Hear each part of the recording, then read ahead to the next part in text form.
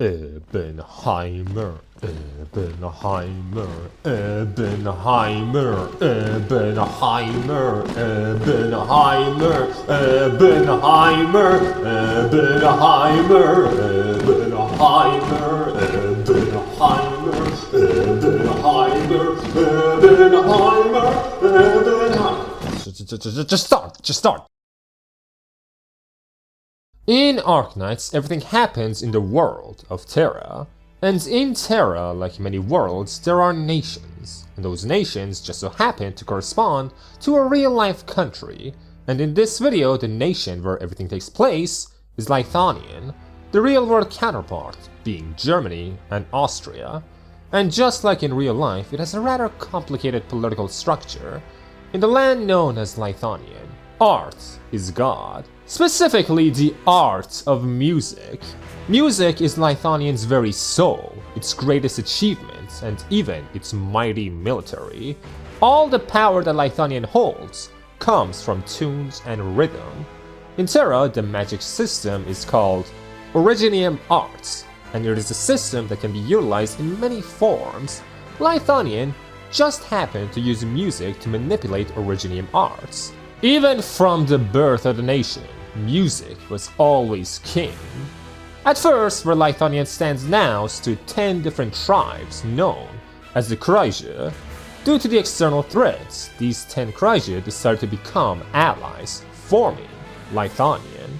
And to mentally bind each and every citizen to the nation of Leithanien, they drafted the most complex arts array ever thought of. The 𝐀𝐫𝐤𝐧𝐢𝐠𝐡𝐭𝐬, in English, the Golden Law. It was made in the form of music, controlled via sheets of paper and Originium Arts. In other words, it is also Leithanien's national anthem. It is a song long enough that no one can actually perform all of it at once. Even so, people can adapt and perform parts of the anthem for the sake of class. As for the ruler of Leithanien, the seat is elected by the 𝐀𝐫𝐤𝐧𝐢𝐿, with the one being elected inheriting the title of Kaiser. Leithanien has a rich and complex history, from the countless Kaisers that added personal touches to the 𝐀𝐫𝐤𝐧𝐢𝐿, to the time when one of the 10 original tribes formed its own nation, leaving Leithanien with 9 𝐀𝐫𝐤𝐧𝐢𝐿. But undoubtedly, the most important entity that Leithanien produced was a man called the Witch King.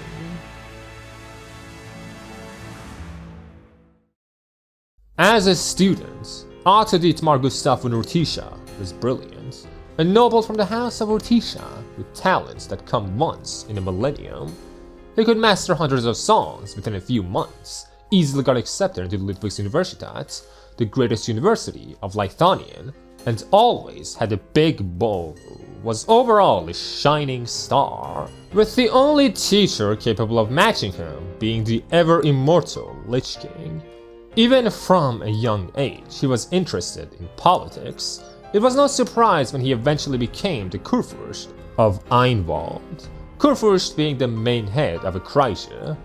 And from there, at the age of 50, he became the Kaiser of Leithanien, the most obvious outcome ever predicted.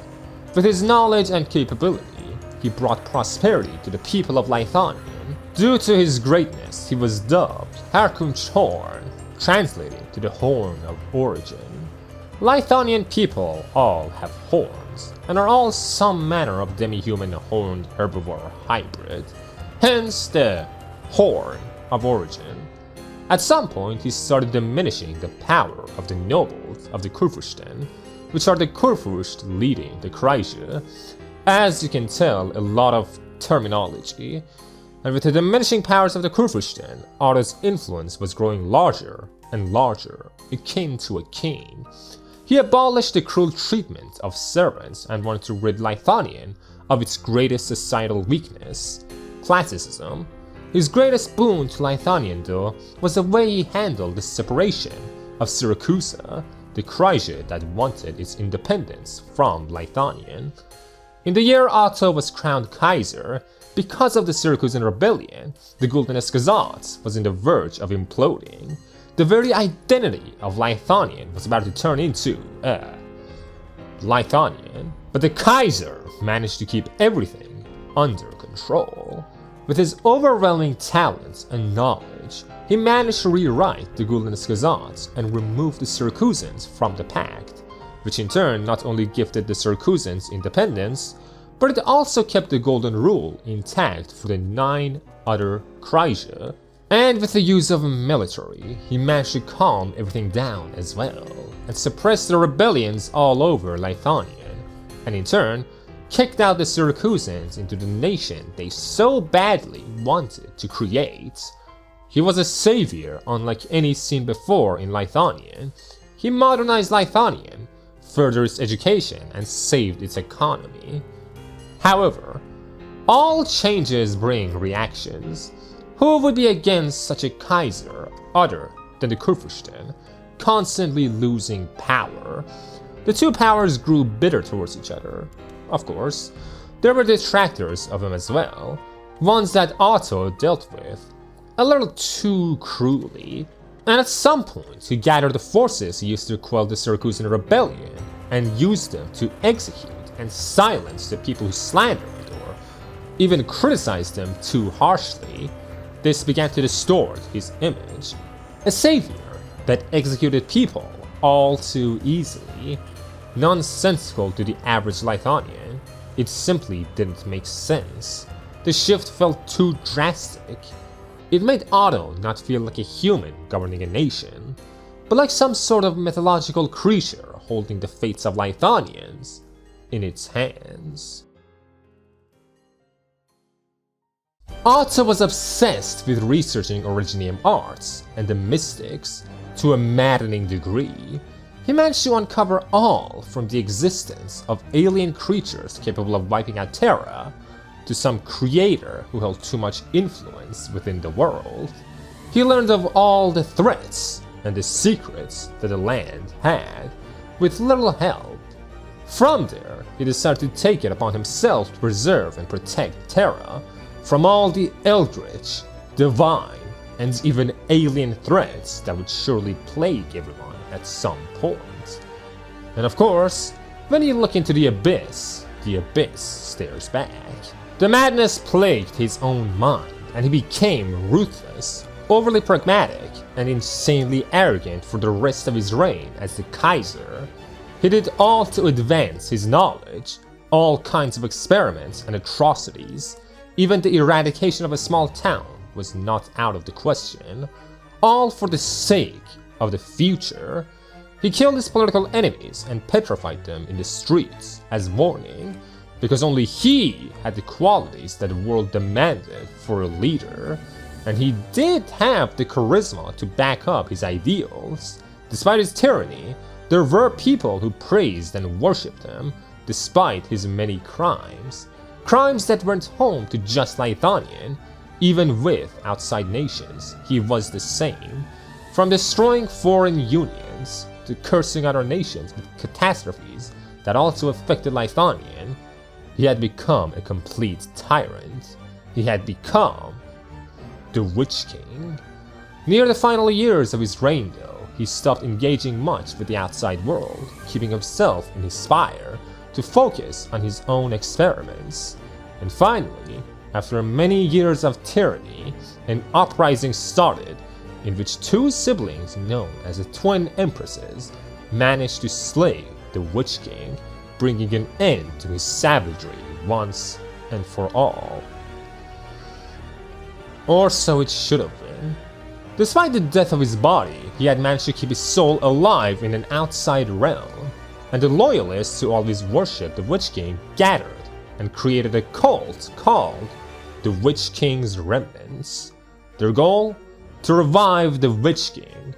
As for Leithanien, it had started going back to its old days from before the era of the Witch King.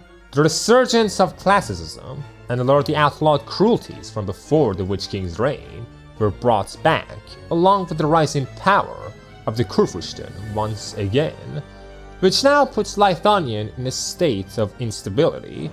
Going back to the Loyalists, they found a way to revive the Witch King, a possibility, by using his distant relatives and forbidden arts to bring their god back, which finally leads us to Ebenholz, one of the children bearing his blood. Of course, Ebenholz is not his real name. His real name is Franz von Urtica, a distant relative of the old Witch King. After the death of Otto, the royalty of Leithanien started a purge and wiped out most of Otto's DNA. The only reason why Franz survived is because some of the Witch King's loyalists kidnapped him as a young child, keeping him secret from the world. But the loyalists weren't loyal to Otto's blood, they were loyal to the Witch King specifically. So, without any real hesitation, they experimented on the young Franz. His individuality mattered not, only his talents did. One of the projects that the Witch King had left behind was the Voice of Mundane. The Witch King was not only the most powerful caster on Terra, but also the greatest musician in the world. The control he had of Originium arts was unmatched, and the Voice of Mundane was one of the scores he had written. In short, the Voice of Mundane was a masterpiece holding part of his consciousness. A masterpiece to others, but a mundane work to him. And with that score, they infected Franz's mind, turning him, well, basically schizophrenic. From that day on, Franz had much greater control over arts, and not only that, but he also started hearing voices inside his head, whispers of the ever-powerful Witch King. Eventually, through the cultivation of the loyalists, that voice was going to grow into a resurrected Witch King, controlling the body of Franz. It wasn't just Franz either, it was all of the remnants of the Witch King's bloodline that they could gather. Through these experiments, they all died, save for two, Franz and some other boy. Eventually, Franz and the other boy were separated as well, leaving only Franz. And Franz was the greatest success that they had. Despite inheriting only the tiniest amount of Witch King's power, he was stable. He would have to do. They would raise him and, if they could, cultivate his voice. If not, then they would simply erase him. His blood was too precious. Even the loyalists who had come up with the plan were tired of the sacrifices. If they could, they would revive the Witch King. If not, then they would keep his bloodline intact. But neither of those options could happen. The twin empresses found the location of the Witch King loyalists. Most of the people involved were killed, some fled, and as for Franz, he was spared. Out of pity for the boy, they decided to groom him to inherit some noble titles, while dedicating people to watch over him in case the Voice of Mundane managed to take over. It was a pleasant life, especially compared to what he had before. But pleasant doesn't mean fulfilling. As he grew older, he knew that he had become a puppet, some noble mascot, a piece controlled by the nobility and politicians of Leithanien. He was very dissatisfied with this arrangement. He would much rather live his life out as a commoner in the middle of nowhere instead of be what he was at the time, under constant surveillance, made to support people he didn't care for. He was hollow. He needed an escape. Finally, we reached Lingering Echoes, the introductory event to not just Ebenholz, but also the societal landscape of Leithanien. I'm not going to go through the event as a whole, I'm mostly going to go over the parts relative to Franz, which in this case is actually most of the event. It all starts as a woman that goes by Dame Gertrude invites Franz into Vyseheim, the Leithanien city. Here, the final concert of a very well-known musician by the name of Czerny was going to be performed. Now, let's get some last bit of context out of the way, for now. In Arknights, there are those that are infected by Originium. By now, you will have known about Originium arts. All Originium arts are cast and controlled with the help of Originium crystals. But that is not all that those Originium crystals are for. They're also an energy source, but more importantly, if Originium ever gets into your bloodstream, or if you inhale a large amount of air in a higher Originium density area, you will become infected by the substance. This infection will make you stronger with arts, but it will also eat away at your lifespan and even grow rocks on your body. Of course, the last part is only from late-stage oropathy, the infection I'm talking about, and those with oropathy become infected, and once an infected dies, they will explode, infecting everyone and everything around them. And the infection is ever present, with every nation dealing with the sickness in different ways. And in Leithanien, the infected are segregated, and in Vyseheim, where the infected population is quite large, they are segregated into the Afterglow, a poor district just for them. They were miserable, and this is despite the fact that the twin empresses proclaimed an edict to improve the treatment of the infected. Eventually though, things started getting better, thanks to William Czerny, the man who later became the most famous infected musician in Leithanien. Thanks to his voice, performances, and his popularity, the state of the Afterglow improved, albeit only slightly. And Gertrude, who is in charge of Vyseheim, is his biggest sponsor, though the two don't meet eye to eye and it's complicated. And now, to make things more grand, Czerny decided to do auditions and have other people sign up for a chance to play at the concert. Now, that should be all the scene setting we need. For now. In the Afterglow, there lived a young man by the name of Kriede. He was a soul as unfortunate as the rest of the Afterglowers. He lived with someone he called his grandpa, and infected with severe oropathy. Kriede was also a talented musician with the cello, so when the Czerny concert was happening, he decided to sign up and possibly make some cash, not knowing that the concert was all about honor, not material gains. Even so, he participates anyway. At first, he wanted to sign up quick and be done with it so that he could go back and take care of his grandpa, but the line was long and there was no way this was taking less than hours. That is until a young noble who later introduced himself as Ebenholz decided to help the poor commoner. In the easiest to understand way, he carried his way in. After years and years of nobility, Eben was used to acting like a snob to get his way. He studied not only music and arts, but also Kargereich with a PhD, so he knew his ways around managers. Eben also wanted to perform in the concert by himself at first, but after hearing Kriede play the cello, he decided to team up with him, respecting his skills. Eben had heard about Kriede's plights regarding his grandpa, so he told him that if he joins him, Eben will pay for his grandpa's medical needs. After that, the organizer told them to practice Morgen und Abend, which translates to morning and evening, a classic of Czerny's. And so, after that, the two part. Kriede was elated to be able to help his grandpa. His grandpa was suspicious of the whole deal, but after a lot of convincing from him and some Rhode Island, a pharmaceutical focusing on oropathy doctors, he relented, packing his stuff to go stay at a hospital. After a day or so, Kriede and Eben meet up once again. Kride's grandpa was having some troubles, but Rhode Island was taking good care of him. Eben was suspicious of Rhode Island and made some snark remarks about them, telling Kriede that they might do something to his grandpa. But Kriede assured him that nothing would happen. Yes, their branch in Vyseheim is small. They took less than half the money Eben paid Kriede and are relatively a new company, but there is no way they could be scammers. Genuinely, how Rhode Island makes money might be the biggest plot hole in Arknights. Either way, after that, the two go to perform with Czerny to see if they are worthy.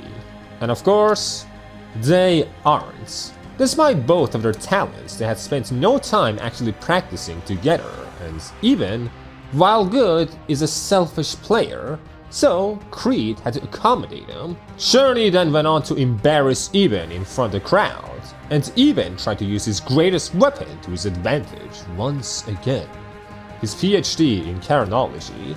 Sadly, Czerny was a level 100 manager, so Eben was embarrassed even further. Only Kriede was somewhat worthy, and he didn't want to enter if Eben wasn't there. So the two got kicked out. Eben was, of course, furious. Czerny had called him a cuddled noble, which Eben certainly was not. Kriede told him to simply consider apologizing, but that would be too much for poor Eben. He's a noble, he does not bow down. But if there's no other way, then he will simply have to see Czerny again. After that, the two part once more. Now, as fun as all that was, this isn't a comedy. Maybe. It's a drama. Shortly after, Eben starts hearing voices inside his head, giving him a screeching headache. But it was fine. He was used to them. He would have to get rid of the voice of Mundane somehow. Maybe this is where he could do it.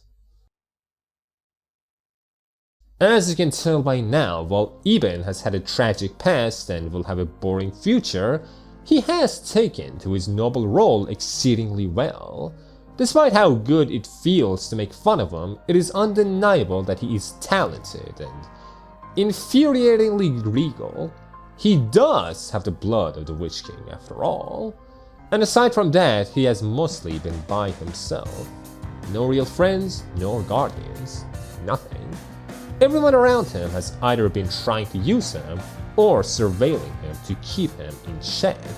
So, he had to fight for himself, not in the wild, but in etiquette, in societal parties, and to exist in such a place by himself, he had to be bold, and that manifested his Karen powers. It's not a life he particularly enjoys, as you already know. There has to be a way to rid himself of all the complications, to get rid of the voices of Mundane. Going back into the story, Eben meets up with Gertrude. Being in charge of the whole city, Gertrude knew all about the mishap that Eben had in the Afterglow Hall, the Concert Avenue. She told him not to take it too seriously. To even be offered to play Morgan and Eben was a great opportunity not given to most. Czerny must have been having a bad infection episode, riling up his anger. She offered to network her way to help Eben perform anyway, but he refused. He wanted to prove himself in his own way. Besides, it wasn't that big of a deal. He would recover.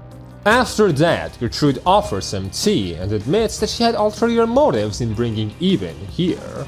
It wasn't just for the final concert of Czerny. It was also because she had found a way to kill the voices plaguing Eben's mind. Eben immediately drops his cup before demanding to know more. She told him that it was simple. He only had to perform at the concert. Just like him, there was another person here that had the voice of Mundane inside their head. Kriede. Since when did he have it and how? They didn't know. But basically, if two people with the voices of Mundane perform the same ensemble with the right notes and the right circumstances, not only will the powers grow, but also with the appropriate induction, Gertrude would be able to transfer the voice inside Eben's head into Kriede. As for what will happen to Kriede, that would be dealt with. Eben asked why it had to be done in the concert. Why not as Kriede and Eben are practicing?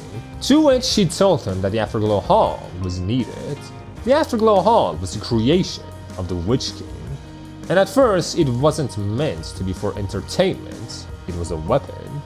Due to the way it's structured and the experiments that Otto did with it, only the Afterglow Hall was capable of the transfer of the voice of Mundane. After that, Eben would only have to hide for a bit, before finally living out the rest of his days as a normal civilian. Eben was not a naive man. He knew these deals normally held some kind of compromise, so he asked for the gold of Gertrude. She told him that all she needs is the death of Graf Urtica, basically Eben's identity, at the right time. As for why that is important to her, it's a mystery. After that, Eben leaves, needing time to think alone. Czerny calls both Kriede and Eben into the Afterglow Hall. The two people that were supposed to perform Morgan and Eben both got into an altercation at a tavern while drunk. and broke parts of their body, so for a while they couldn't perform. Eben was pretty shocked, which was an interesting reaction to Czerny. Eben was a wealthy noble. He had enough money to simply pay for Kried's grandpa without worry. So, in a case like this, he was the biggest suspect. Who's to say he didn't pay people to go fight the original performers? Kried defends him by saying that there is no way Eben would do such a thing. He even claimed that they were together the whole day, but Eben shut him up and eloquently told Czerny that they were discussing ways to change Czerny's mind, but didn't come up with anything. That is all. So Czerny decides to drop the case and simply tells them to practice Morgan and Abend. Before managing to leave, Hibiscus, a circus operator from Rhode Island, comes in. If you have watched my Babel video, you will know about the tensions between Kasdal, home of Sarkas, and Leithanien. Basically, the Sarkas and Leithanians don't really get along for the most part, excluding the Liches. It's fine here because no one is racist in this room, but some are. Either way, Hibiscus wasn't here to talk about Kried's grandpa. She was here to ask Czerny about some recent developments regarding the infections of the Afterglow citizens. All the infected were somehow getting better. There is no cure for oropathy, so this is a very strange case. Before Czerny could ask her to leave, his basically mother showed up ready to embarrass Czerny. Even the level 100 manager paled in comparison to a mother. She had forgotten her keys at first, but after meeting everyone, decided to try and convince Czerny to help Hibiscus. But he wasn't convinced, so Ursula tells him that she will go get ingredients for soup. And seeing how red Czerny was, Hibiscus quickly followed the woman. All the while, Kried and Eben were standing awkwardly. Quietly they followed the old woman outside. Still, the two had to rehearse, and the perfect place was probably Kried's home. Now that his grandpa wasn't there, it should be a quiet place. So Eben told Kried to lead the way. As soon as he gets in, Eben's noble instincts kick in and he yucks the state of Kried's home being rather disgusting to the noble.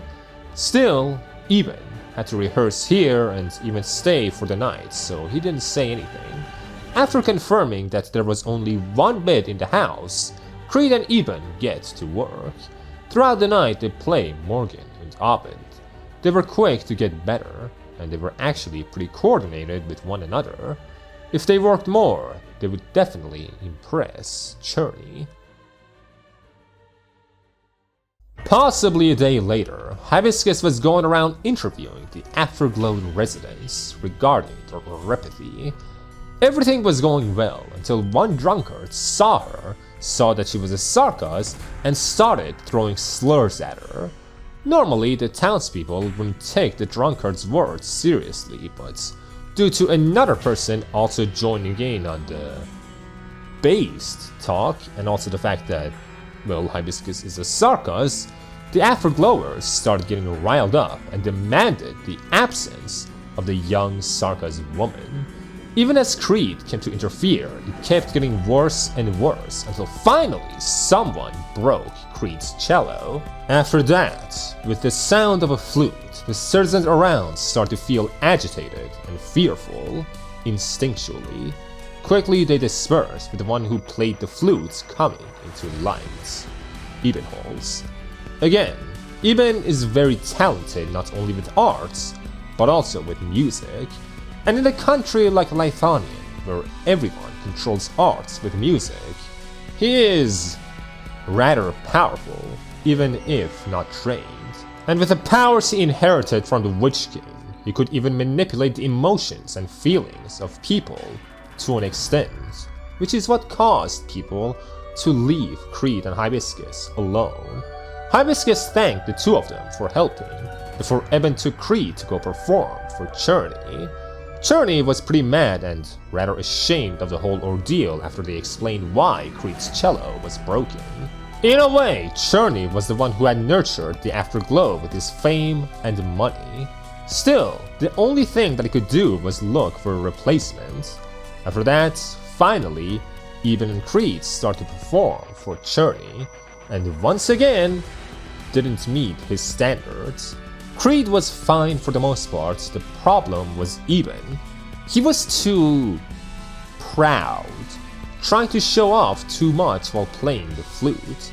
During the passages, he kept getting carried away, leaving Kriede to accommodate him.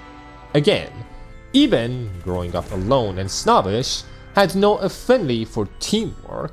He is a lone wolf, some might say. A lone beta male in his case. Or in his case, a lone goat, I guess. Before Czerny tells him to leave, Kriede asks him to perform with Eben so that he can get a better grasp on Eben's potential.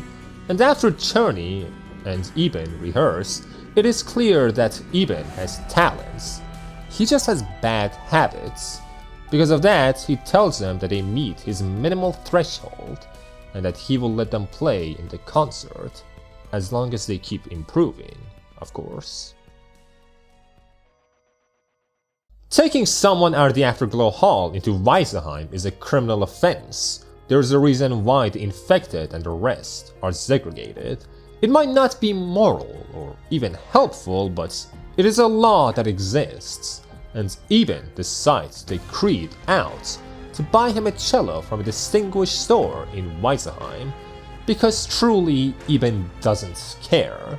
Worst case scenario, he can use his signature move and get away with it. While buying a cello for his good friend in blood, a clerk suspects that Kriede might be a commoner. Eben decides to shut him down by rolling an 𝐀20 Karen speak spell and diverts the attention away from Kriede. Well, commonerism, managing to buy him a cello without much trouble. Still, Kried's attire was, to put it frankly, horrible, so he decides to take Kriede to buy some clothes in the Afterglow, because otherwise during the fitting his infection would be visible. During their outing, they continue conversing and simply spending time learning about each other, mostly Eben learning about Kriede. From his old broken cello that he hasn't used in years, to his old teacher who's a sancta, basically angel person with black hair. After that, they go back to Czerny for practice. Over and over again throughout the day, Eben kept Czerny unsatisfied, until in one of the practice rounds, Eben sounded way better with his flutes. Czerny knew that it was because Eben was sick of Czerny, and was playing out of anger and passion. He brings it up and decides to bring everything to the table, the feelings of himself and Eben. So, Eben decides to be honest. He thought that Czerny hated him because he was a noble, and he wasn't wrong. Czerny doesn't like nobles. It's not a hatred, but just compatibility. But that's not all. When Eben performs, it's like half of him is uninterested, while the other half is embellishing his talents, almost as if to signal that if he messes up, it's not a matter of ability but motivation, an unacceptable attitude when it comes to performing music. If you remember, I said that Eben's talents were undeniable, and as a blooded Witch King that was only spared out of pity, everything that was done for him was done because... might as well. Every noble must learn, after all. At least the way he saw it. He had a music teacher which he despised. That teacher taught him everything, every instrument. Yet he was irresponsible, and Eben loathed him. So he learned with the same attitude, with pride. He learned everything and is capable of playing whatever instrument that is given to him. But he holds no real passion for the things he plays. He might as well play the flute, might as well perform for the crowd. So when he actually puts his heart into it, and as the young people say, locks in, he sounds much, much better. Of course, Czerny doesn't know about Eben's circumstances. All he knew is that as long as Eben was passionate in whatever form, he would do much better. And as much is exactly what he told him. After some more fluff with the characters and some stuff not related to Eben, the story moves along, with Hibiscus asking about the odd recovery of the infected in the Afterglow. If you remember correctly, I mentioned that for whatever reason, the infected in the Afterglow are getting better and better health-wise. That is why Hibiscus was sent to Vyseheim. After looking into it a little more, it was clear that this wasn't a recovery, it just seemed that way. In reality, everyone who was feeling better was in danger of greater oripathy. It's all mumbo-jumbo, but in the simplest way to put it, whatever this phenomena is, it's putting every infected at risk of dying. And from what Rhode Island could tell, these symptoms were originating from Eben and Kriede. Eben told her that he doesn't know how this could be happening, so Hibiscus asked them for a checkup. Eben was completely fine, and Kriede was at a stable level of oripathy. The two that were causing the false recovery were perfectly normal. To really understand what was happening, Hibiscus decided to talk to Eben one-on-one. She didn't suspect either of them of doing this intentionally, but what was clear is that this all started after Kriede came into Vyseheim. He didn't always live in this city, and after Eben's arrival, the effect that Kriede was having on his surroundings was multiplied. So, Hibiscus urged Eben to leave Vyseheim and go back to Urtica, or whatever else he wanted. But the thing is, Eben couldn't, not until he played at the concert and got rid of his Voice of Mundane. So, he told Hibiscus to let him stay around for several more hours before anything. He would deal with this. So, he runs off to Gertrude to get some answers, and Gertrude knew of what was happening, and she even knew why. So, she explained to him as he was tired of running. Kriede's Voice of Mundane was damaged. Unlike Eben, Kriede is unable to turn off his Voice of Mundane, so he has been unconsciously casting arts around him with no control. And those arts increase the activity of Originium, and by extension, Oripathy, around him. And now that another person possessing the Witch King's Voice of Mundane was here, Kriede's influence was amplified. After she said all that, Eben decided to withdraw from her plan. In a concert with Leithanien music, the arts leaking out of Kriede's body would be even more lethal, simply not a worthwhile objective. If this is what it took to be free, Eben would rather stay as a noble lapdog and find some other solution, because otherwise the whole of Afterglow was in danger. And so, after politely and sarcastically saying goodbye, Eben leaves Gertrude. To him, the woman was insane. To follow someone like that, there was no way that even he was surviving. Even if the voices inside his head still mocked him, he knew that the right choice was just not to deal with this. Ebenholz had to leave somehow. The problem is, in Arknights, most cities are mobile cities. Basically, due to reasons not important to this video, the cities in Arknights have to be in constant motion, only landing every now and then.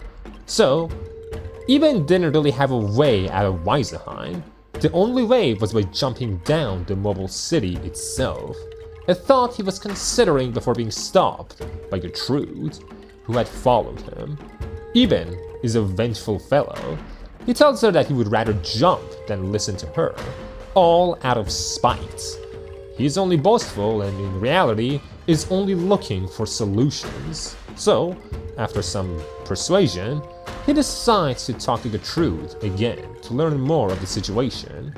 Of course, Gertrude's plan was even more absurd than he had thought it would be. Basically, after extracting the Voice of Mundane from Eben's mind into Kriede's during the concert, Gertrude would create some kind of commotion. After that, he would just have to kill Kriede, and Kriede's body would be disguised as Eben's, letting Eben roam free. I genuinely don't know what Eben was expecting at this point in the story, some kind of La La Land solution from Gertrude. Of course, he was outraged. Gertrude continues by telling him that Kriede simply has to die somehow, in whatever way possible. He's a scourge, and his Voice of Mundane cannot be fixed. Not only that, the biggest victim of that Voice of Mundane is Kriede himself, forced to be the cause of the downfall of the people he loves. And while his body had adapted to the voice before, with this new surge of power present because of Eben, his body won't be able to hold on for much longer. The happiest ending, not just for the Afterglow, but also for Kriede, is for Kriede to die in the concert. And it's not just Kriede who's going to experience such trouble. In that moment, Eben himself fell over, overwhelmed by his headache. Just as Eben's presence was making Kried's unfortunate Voice of Mundane stronger, Kried's presence was making Eben's headaches more hurtful. He saw visions of his past, shown to him by the ever-present Voice of Mundane. From the day the twin empresses saved him, to the days he spent as a lone child, educated by people who really did not care about him. Eben never knew freedom. He was always a chess piece from the beginning. And freedom is the goal every chess piece desires.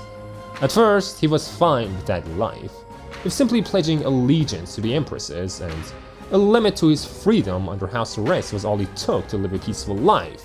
He would take it, and he did for a long time. Anything is better than his time as a test subject. But a life of nobility, especially without presence, was not the easygoing life he wanted, no matter how much he wanted to believe. One day, a loyalist spy who had been teaching him for a very long time decided to show him the truth.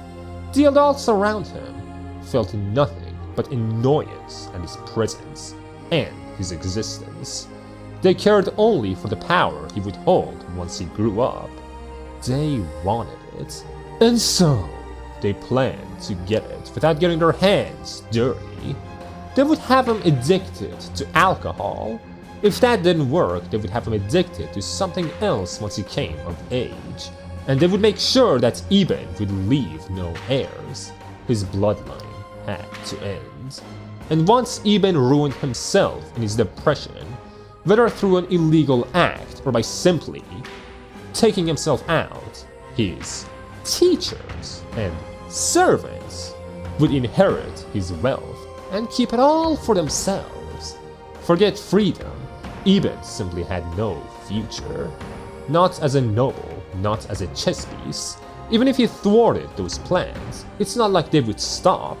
To live as an unwanted noble meant that he would be stuck in games of politics forever, games of assassination, and he would have to play, not to thrive, but to survive.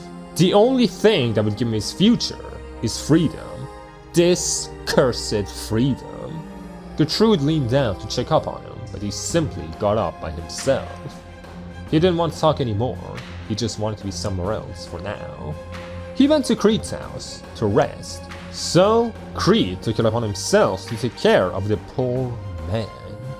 Eben's Voice of Mundane continued to mock him, never giving him a moment of rest, until suddenly the voice of a cello drowned out the Voice of Mundane, a familiar melody he had heard before from his days with the Witch King's royalists.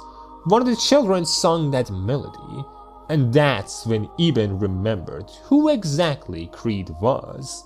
Until now, why Kriede had the Voice of Mundane was a mystery to both Gertrude and Eben. Until now. Kriede was the only other survivor of those experiments. Eben wanted to talk to him, but he just couldn't. Not with his headache. So, until he got better, he decided to lay down, accompanied by Kride's cello. After he woke up, he knew he had to do something. Without wasting much time, Eben left Kriede in a hurry to find a solution. Kriede was basically the first real friend that Eben ever had. Eben might be arrogant, he might be annoying, but he's not an ungrateful person. For the most part. As a friend, he is capable, or at least he tries to be. As someone who has little to no close relationships, he treasures what he can get very much. So, if Kriede was going to die, he had to find a way to stop it. He had to think of every possibility, every avenue that could be searched. And so he came across one of the people who had cornered Hibiscus before, when Kriede broke his cello. The man, Lachman, was acting suspiciously, continuously spreading rumors. So, Eben followed him and found out he was some kind of agent meant to spread some kind of propaganda. But before he could get any names out of the man, he hears someone speak from behind him. He looks at the person behind him, and Lachman manages to run away in that moment. And this new person was a different agent, one who made his affiliation known, someone who was also meant to investigate Lachman, and not just Lachman, but also Gertrude and Eben. Biegler, working directly for the twin empresses. The empresses knew of the shady business Gertrude was up to, and if Eben was working with her, then he had to be taken into temporary custody. Eben was obviously pissed about the whole deal, but decided to reach a compromise anyway. All Eben wanted to do was find Lachman and to get some answers, and if Biegler wanted to, he could point his wand at Eben during his search. And so, the two begin their search. While looking, they find an Originian slug. Eben feels uneasy about the creature, which causes Biegler to make fun of Mr. Newlands. That is until he sees dozens more Originian slugs.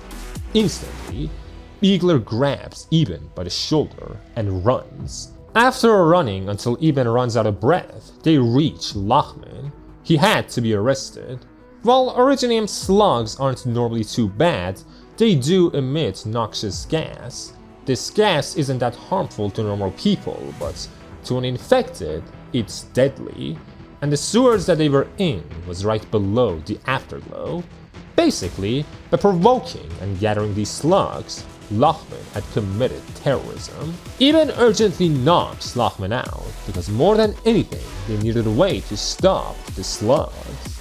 While searching Lachman, Eben asks about exactly what kind of rumors Lachman was spreading. So, Biegler tells him. Over lofty hills, the fiend steps into Twilight's midst agaze. The blood hides plague within, slow beckons death to creep all ways. Pestilence from shadow wanton spouts, spews ruin in prelude. Fate's finale's ensemble, woe departs with sun's last rays. The first verse talks about hibiscus. Sarkas are normally referred as fiends. The second verse is about the false recovery the infected were experiencing. The third verse was about these slugs capable of ruining the Afterglow. As for the last verse, Biegler wasn't sure. Whether this prophecy was true or not didn't matter. Clearly, someone that Lachman was working for wanted it to be true. The slugs spread the surface and needed to be stopped. After Biegler and Eben finally make it out of the sewers, after finding some incriminating documents, they start blowing up some of the slugs following them.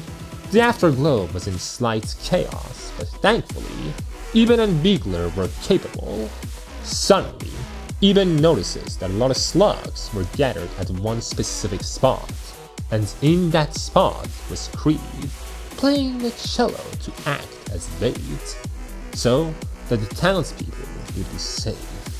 Eben wanted to go and help Kriede, but Biegler had other things to do. Biegler was just sent to Vyseheim to arrest potential criminals. He wasn't there to save anyone. So, Eben let the man go to read the documents, while Eben rushed to Kriede's side. As soon as Eben gets close, he tells Kriede to stop. What is he doing, trying to get himself killed? To which Kriede says, yes, that's what he was trying to do. Burn himself, along with all the slugs. You see, Kriede always knew there was something off about himself. When he was with his grandpa, he kept moving from settlement to settlement, because of how bad the infections around them would get. And after listening to Hibiscus, Kriede was sure that he was a danger. If his life would bring ruin, then he would embrace all the ruin for himself, sparing anyone else of his fate. It must be his fault. But Eben tells him no, it's not. And after that, Eben tells Kriede about the Voice of Mundane. Something Kriede always had and just forgot. And after that, Kriede remembered. And he was thankful. Still, that didn't change the predicament. Kriede was, well, screwed. He would die and many would follow. But there was a way to both let Kriede live and fix the Voice of Mundane. Theoretically, instead of having Eben transfer his voice to Kriede, they would do the opposite, give Eben Kriede's Voice of Mundane. It was the only real possibility and the conclusion that Eben reached. All Kriede had to do was trust in Eben. This goes against everything that Eben ever wanted, his desire for peace and freedom, for a future. But it was fine, he could figure it out. What was important now was the life of Kriede, his only real friend. And now they could practice for when they would have to transfer their voices. If they played music together with arts, they would surely understand the Voice of Mundane better. And so the two start playing for an audience of Originium slugs. They had no harmony, each was following the sound of their own Voice of Mundane. Kriede was a more gentle, relaxed music, while Eben's was dramatic and manic. Even so, they continued playing for their flute and cello until finally they reached some kind of understanding. And as soon as they do, the Originium slugs disperse, terrified of the aura of the late Witch King emanating from the two. This was a good start. After that, the two reminisce, talking about their old lives. Nothing here is important, not until Kriede suddenly collapses. The noxious gas was pretty horrible for his infected body, so Eben took him to Hibiscus, but thankfully Kriede was stable. Eben takes a moment to ask for Hibiscus's help for the upcoming concert. He even tells her about everything, about the Voice of Mundane. Hibiscus though doesn't truly believe it, not without evidence. Right after, Kriede's grandpa, which was missing for a few days, grandpa's, gets into the room and shouts that the Voice of Mundane is real. He tells them to go to the Afterglow Hall and to take Czerny with them before disappearing. Hibiscus and Eben were rather confused, but they decided to trust the man and do as he says. After all, it's not like they had much time. Czerny was, of course, also not feeling well. Even so, he managed to go out and convince two hospitals outside the Afterglow Hall to take in infected patients. By trading away all his copyrights, his main goal has always been the Afterglow, and he was going to retire anyway, so selling all of his songs off was a worthwhile price. Even so, his neuropathy had been getting dangerous. So, as soon as Eben and Hibiscus find him, Hibiscus starts treating him. Taking advantage of the moment, Eben decides to tell Czerny everything that had gone down, and all the reveals. Frankly, Czerny was mad. For one, Czerny did not like Gertrude. He actively disliked her. So, even working for her initially was already a headache to him, and for another, using the concert as some sort of plot without telling him was alarming as well. Even so, by this point, Czerny and Eben had spent much time together, so Czerny let Eben continue. Czerny had told him that no matter where it comes from, passion is what makes music stand out, whether out of love or hatred. Despite wanting to use the concert for his own goal, Eben still takes the contents of it seriously. He wants to express his desire for freedom through the performance, and in turn, transfer Kriede's Voice of Mundane to himself.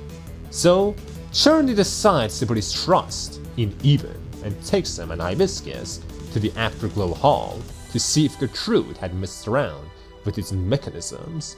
And oh, she did. What they found is that Gertrude had turned the entirety of the Afterglow hall into an arts amplifier.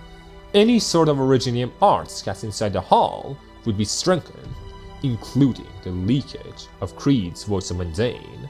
So, if they go with the plan and actually perform as Gertrude had instructed even before, not just the Afterglow, but the entirety of Vyseheim would be infected, and likely dead.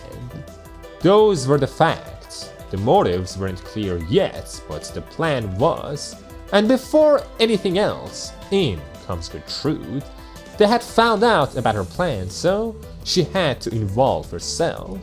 At first, she tried to convince Eben to work for her again, but it didn't work, obviously. Then she tried to provoke Eben into attacking her, but Hibiscus stopped him. An arts battle in an amplifier would be catastrophic for Vyseheim. Still, Czerny was suffering greatly from his infection, and Hibiscus wasn't too much of a fighter. So, if Eben had to fight Gertrude, he would have to do it alone, outside. The fight was going to happen, so Gertrude didn't say much more, and went outside with Eben. Before anything else, Gertrude had to be dealt with. With little trouble, Eben managed to beat down Gertrude. Not that it matters. Right now, she is the one in charge of Vyseheim, not Eben, not Czerny. They can hurt her all they want, bind her all they wish. In a court of law, it is her word that will be more believable. At least it would be if Eben wasn't here. Eben has always been in constant supervision. Wherever he is, agents are. And Eben has always known this. It's a part of his life. So, he calls out Beagler, who shows himself. Now, all Eben and the gang had to do was convince Beagler that all the blame all lies with Gertrude. Just because Gertrude is guilty doesn't mean that they aren't. In the middle of the night, Eben and his gang went into the Afterglow Hall, which belongs to Gertrude as much as anything else in Vyseheim, and beat her down. Moving past that, just how involved was Eben in her plans? What Beagler needed was proof. Not just some conversation, but tangible proof that Gertrude was against the Empresses. Lucky for them, the documents that Eben and Beagler had retrieved from the lab was proof enough of Gertrude's crimes. Her crime of researching the Voice of Mundane, outlawed by the twin Empresses, that is all she could be charged for. The whole danger Vyseheim was in? A theory from Rhode Island. Unless they could prove more, nothing could be done. Still, that was enough for now. If Czerny wanted to continue with the concert tomorrow, he could. As for the rest, they were excused, with Gertrude getting taken into custody. Kriede was in a horrible state. Hibiscus wanted to take her into Rhode Island Landship, but Eben didn't let her. Kriede wasn't surviving the trip. His only real chance at survival was through the ensemble at the concert. If Eben died, then so be it. If he could sacrifice himself, then why shouldn't he? Quickly, Kride's grandpa showed up again with the documents that Beagler had confiscated. Because he used to be John Wick or something, I don't know. He managed to hide Kriede for decades, man is a professional assassin at least. All he wanted was Kride's safety.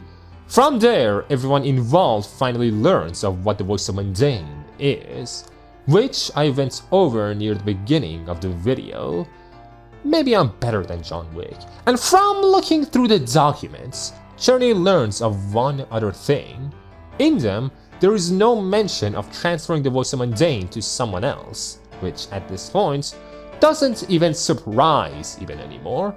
It was all a hoax. Still, Czerny was a smart man and an even better musician. If Kriede and Eben perform Morgan and Eben together, Czerny will be able to write a new song and transfer the Voice of Mundane that way. He would try to take the Voices of Mundane out of the both of them, and if he failed, he would make himself the vessel. As for why he would go that far, Czerny wrote Morgan and Eben when he lost someone dear to him. Everyone thought that it was a song made of grief, but in reality, it was about indignation. It was while making Morgan and Eben that Czerny realized what music meant to him. A rebellion against a fixed state. Think of it like this. Things happen again and again, and people move on until more things happen, and once things happen, they are outside of control. You can't change them, but through music, Czerny could express his feelings of the past, the way he thought about those events, and in turn, immortalize them in his own vision, separate from everyone else. He could imprint his own reality into others through his songs, his own experiences. That was his rebellion against happenings, and if the fates of Eben and Kriede are going to be set in stone like the past, he will rebel against it. To him, expression is more important than staying alive. Now, they had to see how far they could take their theory. Eben and Kriede would play Morgan and Eben, influenced by their own voices of mundane and emotions, and Czerny would connect those two radically different sounds with his own music. And through the way the Witch King's kin were playing, the Witch King's power could be felt. Czerny was fully immersed inside the songs, from hatred to admiration. He was swept along however the two men were performing. This was merely Morgan and Eben, a piece Czerny himself had made, influenced by the Witch King's voice of mundane, and yet it was overwhelming. Czerny was coughing blood due to the volatile nature of the arts hidden within the notes. But if he couldn't even survive this performance, he might as well just die. Eben was playing along spectacularly, but Kriede was still hesitant. Internally, he wasn't sure if he should stay alive. He wasn't convinced. So, Czerny tells him that such thoughts are not virtuous. His sacrifice is a burden. So, he should just suck it up and play like his very soul is indignation itself. And so they play, and play and play. And even after the performance stops, Czerny doesn't stop. Kriede knew that they should just leave him alone until he finishes his new piece. Until then, Hibiscus should take care of him. He works and he works, hours after hours, blood after blood, pouring out of his mouth. Even if he dies, his music shall be eternal. And so, once daybreak comes, he finally finishes his newest masterpiece, before passing out, right on the spot.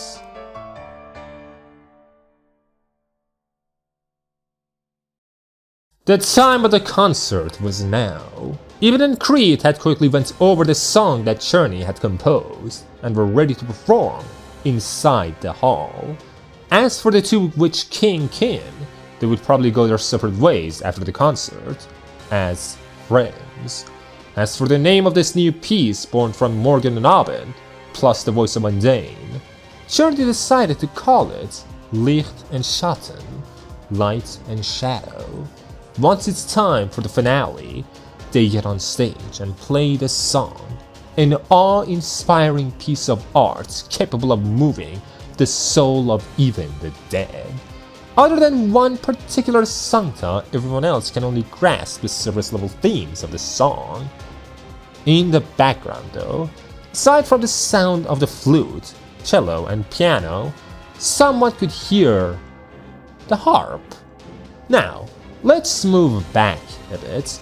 Above the hall, Gertrude was under the supervision of Wiegler. By now, the question you probably have is, what exactly is her problem? Well, despite how she looks, she is a rather finely aged woman, old enough to have been alive during the Witch King's reign, and in those times her inspiration was her father. He was the definition of a noble, powerful, strong, arrogant, undeniable. Worthless idiots kissed his boots as he leered at them with disgust. He was like an unshakable pillar, one that supported the Witch King. But because of his support of the Witch King, after Otto's fall, the Strollo family was put under the scrutiny of the Kurfürsten.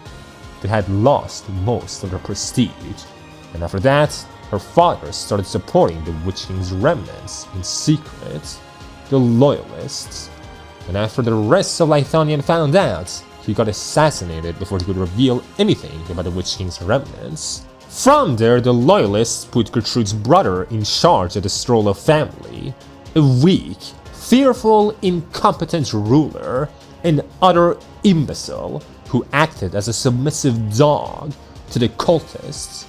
Under him, Strollo would be history.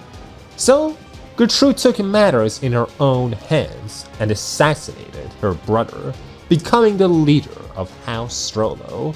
All of this because her father had to support the Witch King of all people. Why? He had all the power. He was an unshakable pillar, and yet he lost it all because of those accursed Witch King loyalists. The Witch King, the twin empresses, the 𝐀𝐫𝐤𝐧𝐢𝐠𝐡𝐭𝐬. She hated them all. Everything she did for revenge. And all of this she revealed to 𝐀𝐫𝐤𝐧𝐢𝐠𝐡𝐭𝐬, even playing a harp in the middle of her exposition. From the beginning, she wanted 𝐀𝐫𝐤𝐧𝐢𝐠𝐡𝐭𝐬 to find those incriminating documents. The amplifier that she had put inside the Afterglow Hall were simple diversions. Her real goal was this exact performance, and by playing the harp, she influenced the trajectory of the trio's song. With that, the Voice of Mundane energy would become unstable, with no one capable enough to be its vessel, and after that, the remnants of the Witch King's power would swallow everyone in the concert, killing every last member in the audience. The Afterglow itself would be fine, but everyone inside the concert would die. Leithanians from all over Leithanien, important nobles who had come to witness the final concert of a legend. Her goal, the why done it, to hurt, not to overthrow anyone or make any kind of statement, but just let Leithanien feel the pain that she felt, to scar it as much as she can. Now, this in a way mirrors Franz, or Eben as I have been calling him. Eben has also been hurt by Leithanien. The twin empresses turned him into a puppet, the loyalists used him as an ingredient, and the 𝐀𝐫𝐤𝐧𝐢𝐿 simply hated anything involving the Witch King and would much rather he died. Even so, he doesn't bear much animosity towards any of those groups, whereas Gertrude is dictated by what has happened to her in the past. Eben is desperately trying to fight for a future, or at least a life that can satisfy him. Eben doesn't really care about the pain he has endured. It's not his priority. Who cares about that? Nothing matters to him more than being what he wants to be. Free. Free to choose what he wants to do. Even if it meant sacrificing himself for Kriede, it didn't matter, as long as the choice was his and his alone. While Gertrude is, well, hateful revenge, Eben isn't Superman. This isn't a case of I suffered so why shouldn't they, and I suffered so no one else has to. It might be the case for Gertrude, but not Eben. While Eben cares greatly for others, his goal isn't to end any cycle of hatred. It's simply to have a choice. He doesn't bother with revenge because it's not attractive to him. It's not a worthwhile pursuit. Gertrude and Eben have two completely different perspectives. Whereas Gertrude was thinking, how dare they? Eben was thinking, how can I make this pain stop? It's that simple. Eben wanted freedom, a future, and Gertrude locked herself in revenge. I think that I have put it eloquently enough.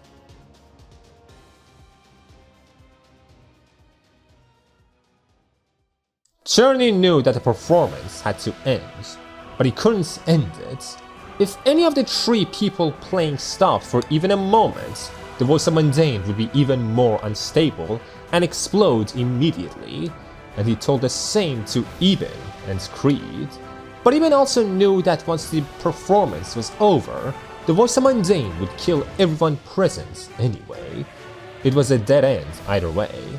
Hibiscus was trying to evacuate everyone, but that would take too long as well. The thing with Lichtenschatten is that it starts with Eben's Voice of Mundane, is bridged by Czerny, and concluded with Kried's Voice of Mundane. If miraculously everything does work out, Kried would die anyway, being that the Voice of Mundane would be focused on him. Czerny was supposed to delicately draw out the Voice of Mundane from both men, but that wasn't happening anymore. Eben thought back to Vyseheim, to the Afterglow. He wanted to explore more, wanted to take in this place spiritually. He wanted to spend more time with Czerny, even asked him to be his teacher if he was willing. He wanted to hang around Kried more in whatever way, maybe playing music, maybe fighting. It didn't matter, he just wanted to spend more time with the new friends he had made. The two important to him, and if he could save them, then why shouldn't he? So, while playing the flute, he tried to influence the song in his own way, reversing the process so that it ends with him as the one potential vessel of the Voices of Mundane.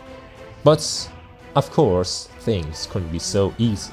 Some of the Witch King's loyalists that were secretly invited decided to stop everyone from evacuating. Why?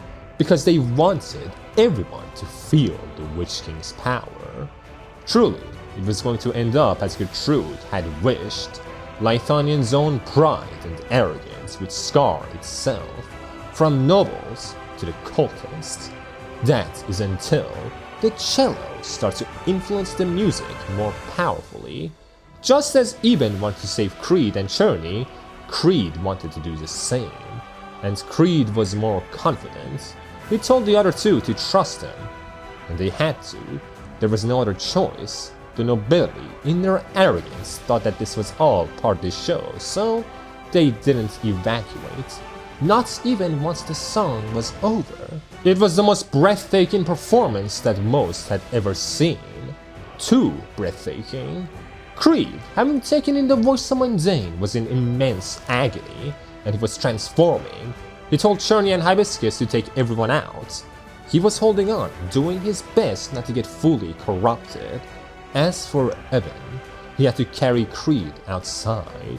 This time, no one took what was happening as a joke, not with the horrifying change Kried's body was going through. As for Eben, he was furious. He had trusted Kried to handle this, but all Kried did was sacrifice himself. As the sky itself was darkening, Kried asked Eben if he thought that his fate was tragic. Eben said he used to think so, until he met Kried. The past him was simply whining for no reason. Kried told him that it's not his fault, others were the ones who wronged him, and right after, he asked Eben if he thought that his own fate was tragic, and Eben told him that, at first, he thought the same for Kried, but now, maybe Kried's life was more fulfilling than old Eben had thought. After that, Kried tells him that the Voice of Mundane is changing him. It's telling him that it all really was tragic, it was all worthless. But he will never agree. Yes, the Voices of Mundane screwed both of their lives. Living as a caged bird and living as a wanderer might have been tragic, but their lives were more than that. Despite everything, they had things to fight for. Whether it's Kried's grandpa, Czerny, Kried's old teacher, to have people you can fight for, that you can live for. Isn't that super lucky? Are they not the most blessed people? Eben says he understands, but oh, he doesn't. If he really understands, then he shouldn't cry. He shouldn't weep. They were meant to kill each other, and everyone in the concert. But they rebelled against that fate. Both were willing to make the sacrifice. It just so happens that the one who did was Kried. Now, Eben only had one last thing to do. Use everything he has to destroy Kried. To kill him. Eben says he understands, and this time, he really does. Or so he thinks. Quickly, Kried's body gets overtaken by arts and oripathy, until he's fully transformed into a shadow of the old Witch King. A much, much weaker Witch King, but a Witch King nonetheless. One with the maddened ego of Kriede, and such a monstrosity had to be taken down by Franz von Urtica, and Franz von Urtica alone. The fight had to go on, with Hibiscus holding everyone back, even Kreed's grandfather. Only Eben was on this monster's level. Gertrude was angry, to say the least. The Voice of Mundane should have taken everyone out, and yet, because Kriede decided to fight and rebuke it until the very last moment, now there's a chance for Eben to end her plans once and for all. And of course, she won't even get to see that. From behind her, 𝐀𝐫𝐤𝐧𝐢𝐠𝐡𝐭𝐬 stabs her. They all had sacrificed so much to get this far.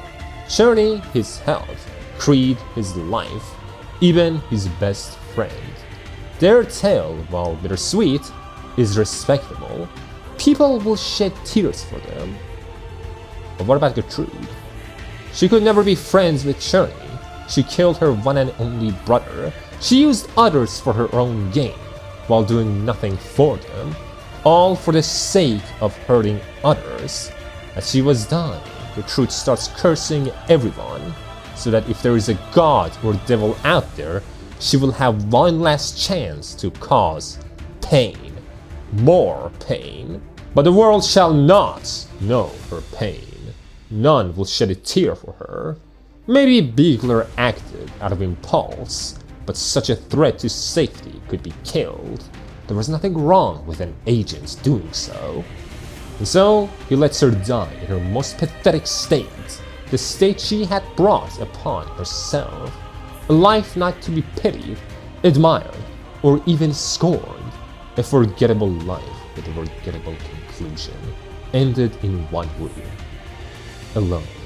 And of course, after Eben managed to end Kreed's much more fulfilling life, the two would never meet again. Even so, to honor Kriede, Eben couldn't cry when thinking of him. He could only smile and laugh. In the battle itself, Eben got scratched by pieces of originium. He would become infected by Repity. Before Kreed's dead body exploded into a cloud of originium dust, he had to be moved. And while Eben was taking him somewhere safe, Kriede started talking again. But that wasn't Kriede, it was the Voice of Mundane, seemingly talking through Kreed's body, the hateful voice mocking Eben. And Eben, in his immense pride, told the voice that if it ever dares do this again, Eben will blow his own head off. Not something advantageous for the Voice of Mundane. The voice calls Eben his foolish bloodline before leaving. The voice, while weaker, still remained inside Eben's head, and Eben had to leave Kreed's corpse as well. As a memento, he takes Kreed's cello, and for a celebration of Kreed's life, he leaves his flute. Things to remember each other by, in this life and the afterlife. As for what happens after, Vyseheim is, well, in a state of turmoil with its leader gone, but it will be taken care of. Hibiscus goes back to Rhodes Island, taking Czerny and Eben with her. Czerny had nothing better to do after his retirement, so he decides to join Rhodes Island. All his life, he fought for the people in the Afterglow. Might as well spend the rest of it fighting for the infected as a whole. As for Eben, him and Kriede died. Not really, only Kriede did, but in Leithanien's records, he has a death certification, all he ever wanted. Now, Eben doesn't have his wealth, he doesn't have Urtica, he is no noble. Everything he had, he brought with him to Rhodes Island. Some clothes, his combat dices, and of course, Kreed's cello, nothing else. And who would visit him other than the doctor of Rhodes Island? The player. He talks to Eben for a bit before giving him a letter, his passport and other identifications sent to him from Leithanien. Before leaving, an anonymous letter congratulating his death, he burns all the paper before playing his cello, alone. And with that cello ends Lingering Echoes. But this isn't where Eben's story ends. He has an operator record that I'm leaving for later. Actually, no, I'm not, now that I think about it, because it's really not that important. This video is gonna be really long. And he appears in Zwillingsturme im Herbst. Rough name. It's an event that, as of writing this script, I haven't read yet, so take a break while I go read that entire event.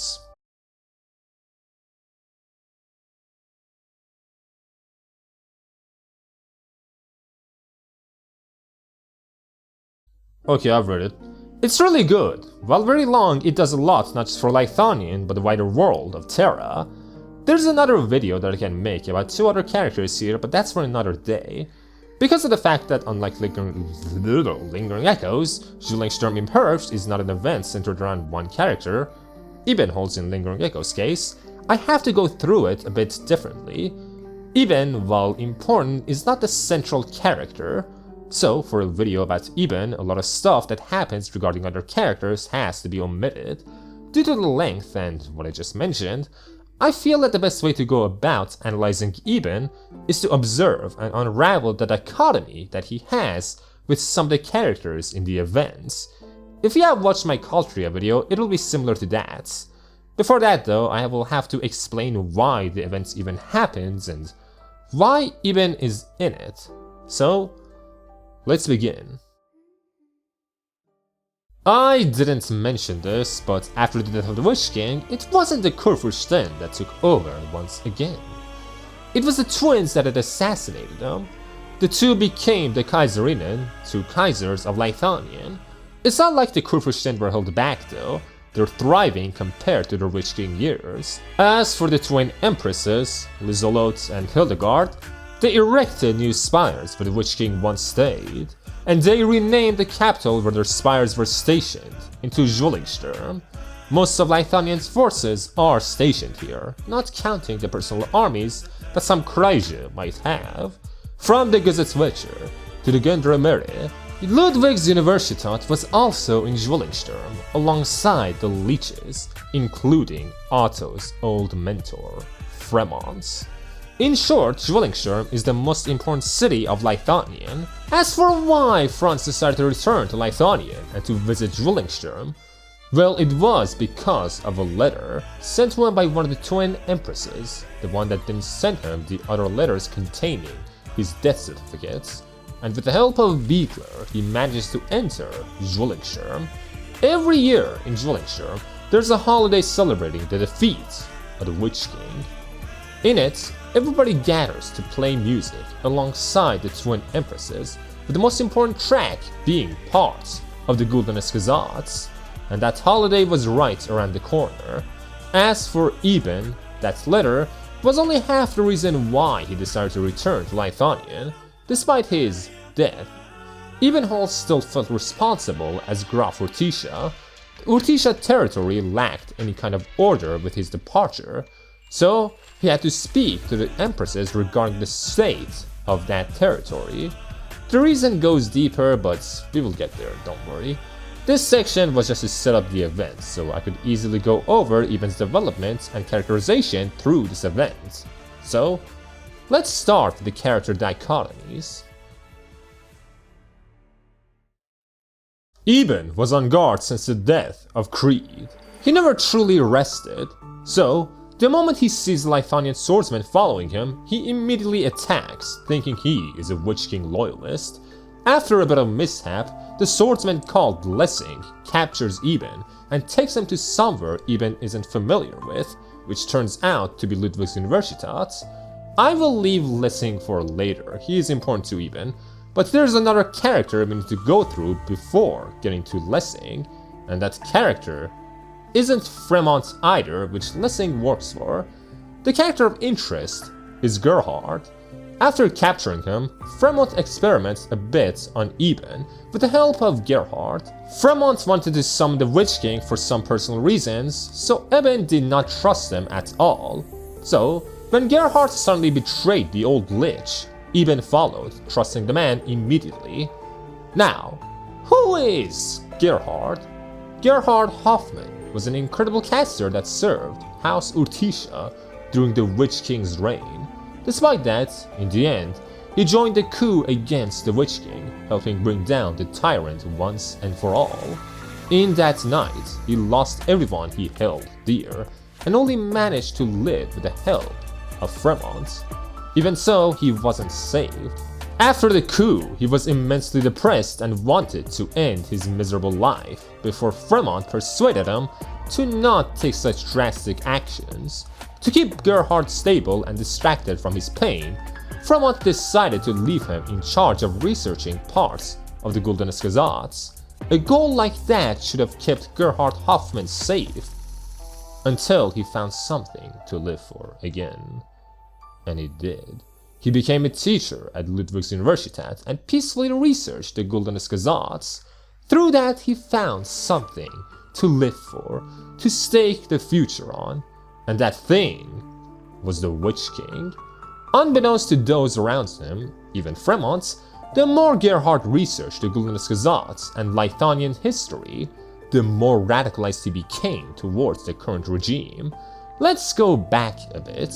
Before the Witch King became the Kaiser of Leithanien and was crowned as the Herrkommstern, Leithanien was in an alarming state of decline. From the lack of artistic and militaristic developments, to the rebellion of the Syracusans, to the outside threats like Gaul, Leithanien was finished. It would not be an exaggeration to say that without Otto, Leithanien wouldn't be here right now.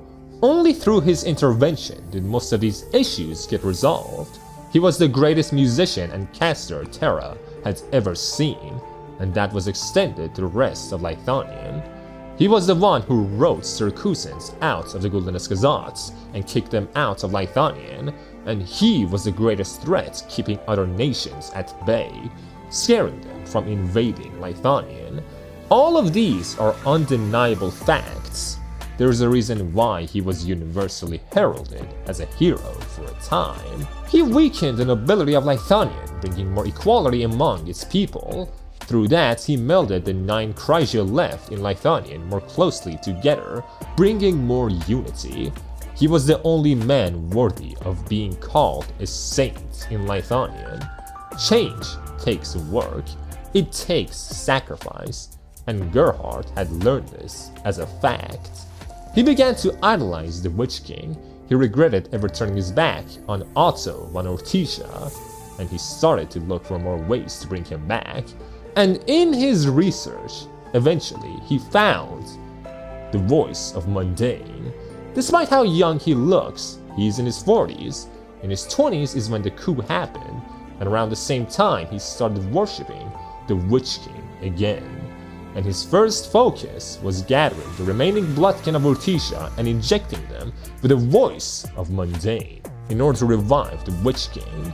And as you all know, only 2 survived that experiment, Eben and Kriede.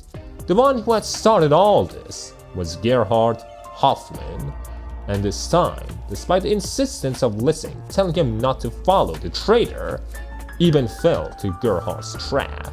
In a little corner of Ludwig's Universität, Eben was surrounded by Gerhard and the Witch King loyalists. With Eben's headaches flaring up again, against numerous enemies, he was entirely vulnerable.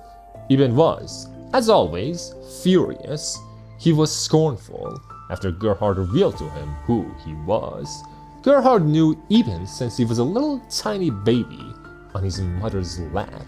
So, Eben asked him if even his birth was dictated by the same fate that his future was written before his birth. To which Gerhard told him, no. But Eben wishes that was the case, doesn't he? At this point, Eben is comfortable despising his life. Very much so. He is used to it, and in a messed up way, such scorn brings him peace. But no, he was just born, like a regular child. His mother didn't birth him for the sake of the Witch King. She was a wonderful woman who only died because the Kurfürsten and the twin empresses decided to wipe out the blood of Urtica. She entrusted him to the people she knew, but in the end he ended up in the hands of Gerhard. Would he scorn them too, even though they loved him purely? Eben wants every last bit of his life to be tragic, which in itself is the biggest tragedy that could happen to Eben. He was free now, he died in Vyseheim, he got everything he wanted, which was his freedom. Yet, his pessimism and depression only worsened, and now, after taking away his love, Gerhard was telling him that he didn't deserve to hate either. Eben understood. They wanted him to be devoid of love and hate, to be an empty vessel for the arrival of the Witch King. Not that Eben would ever play along.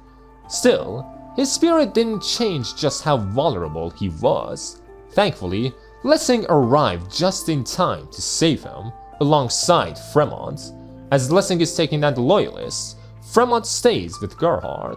He thinks him an imbecile, an idiot. Fremont knew the Witch King best. Otto would not praise Gerhard, he would not comfort him, he would step on him and continue on his fight for the future. But the thing is, Gerhard's biggest motivation isn't just loyalty to the Witch King, but also guilt over his dead friends and comrades. Maybe if the war against the Witch King wasn't started, his loved ones would still be alive. And so, with the missing Golden 𝐀𝐫𝐤𝐧𝐢𝐠𝐡𝐭𝐬 that Fremont had given to him in his depression, he tries to summon the Witch King through himself.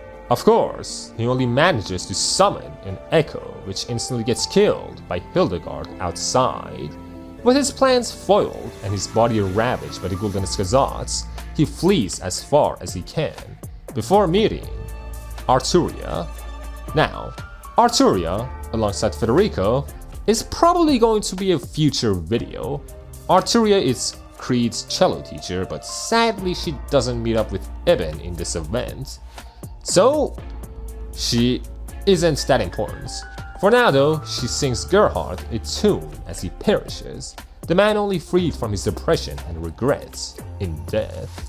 As for Eben, he gets rescued by Lessing and Fremont.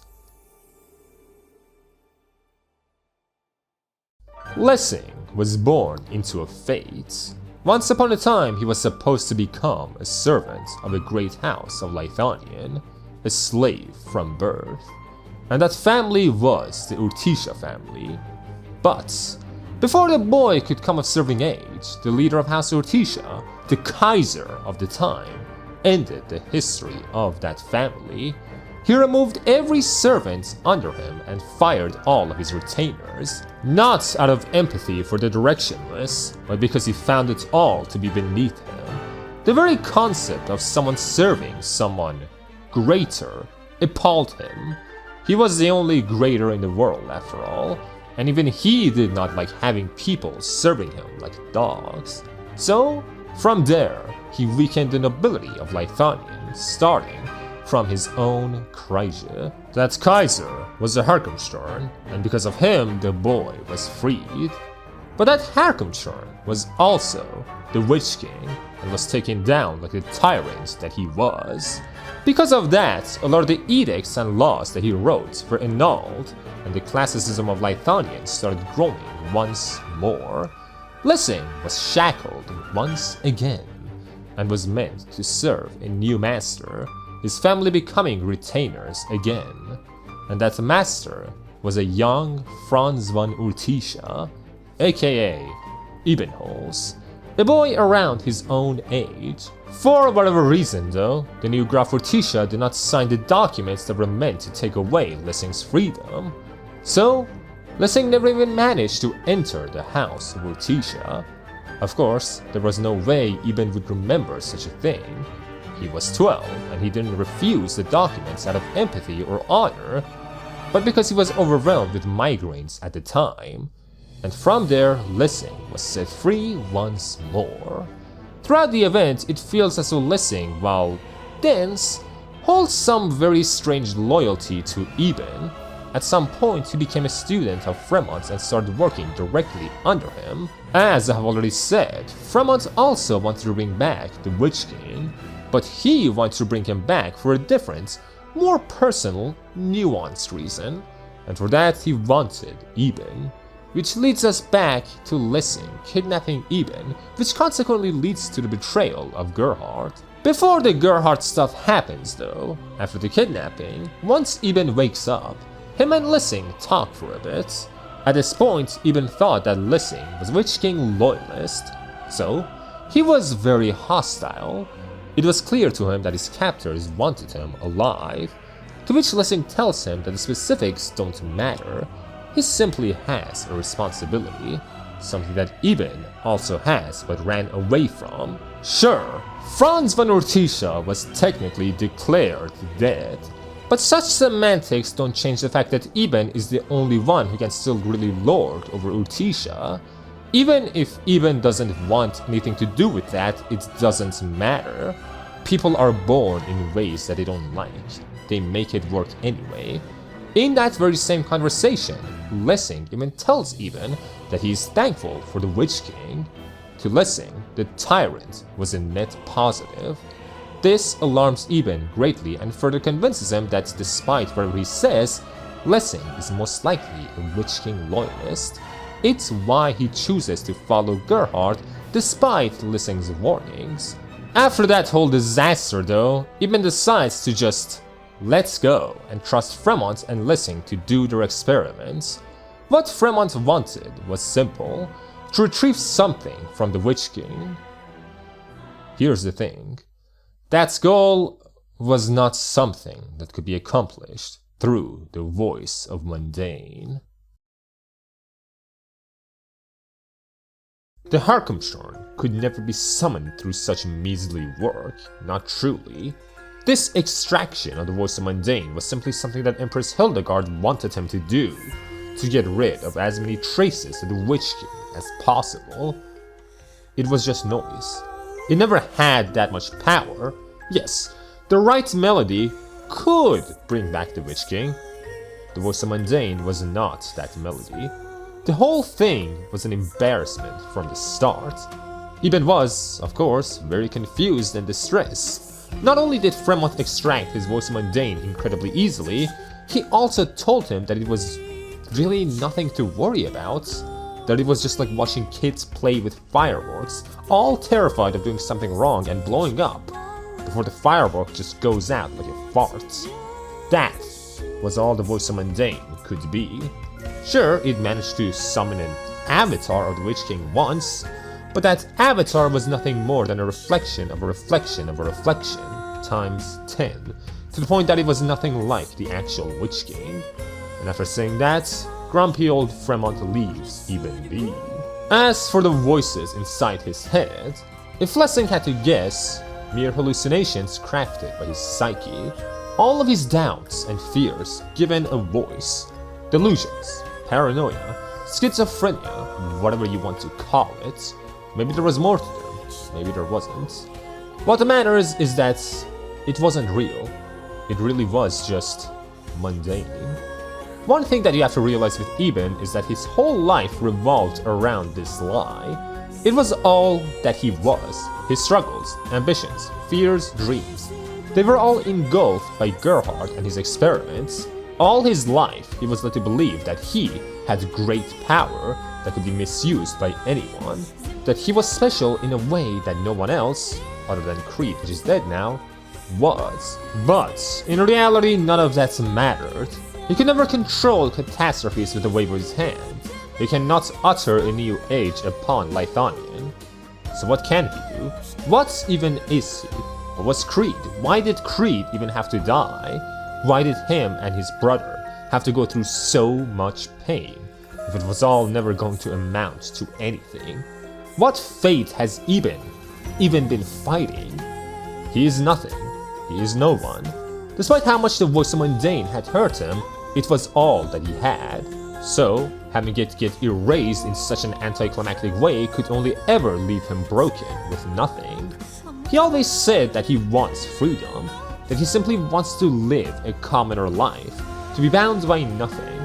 But even when he started working for Rhodes Island, he didn't get better. He said that is what he wants, but he never even knew what the common life entailed. He never knew what it meant to live at peace. He didn't actually desire freedom necessarily. What he really wanted was a future, one befitting him. He was always arrogant, even always thought himself better than most, someone grand. But if he really was just so mundane, then what future actually befits him? All his life, all of his brother Kried's life, exploited for nothing. Even as he was dying, Kried was grateful. Him meeting Kried, spending time with him, and even killing him was all predetermined by someone else. Eben has never had a future, ever. If you have been paying attention, multiple times throughout Lingering Echoes, and even once in Zwillingsturme that I didn't go through because it didn't matter, someone made a sacrificial move that either could have or did get them killed. Moves that at first Eben wanted to make. From Czerny to Kried to Loris, which I skipped. Eben never did give it his all. Not that it even mattered. What meaning is there to anything?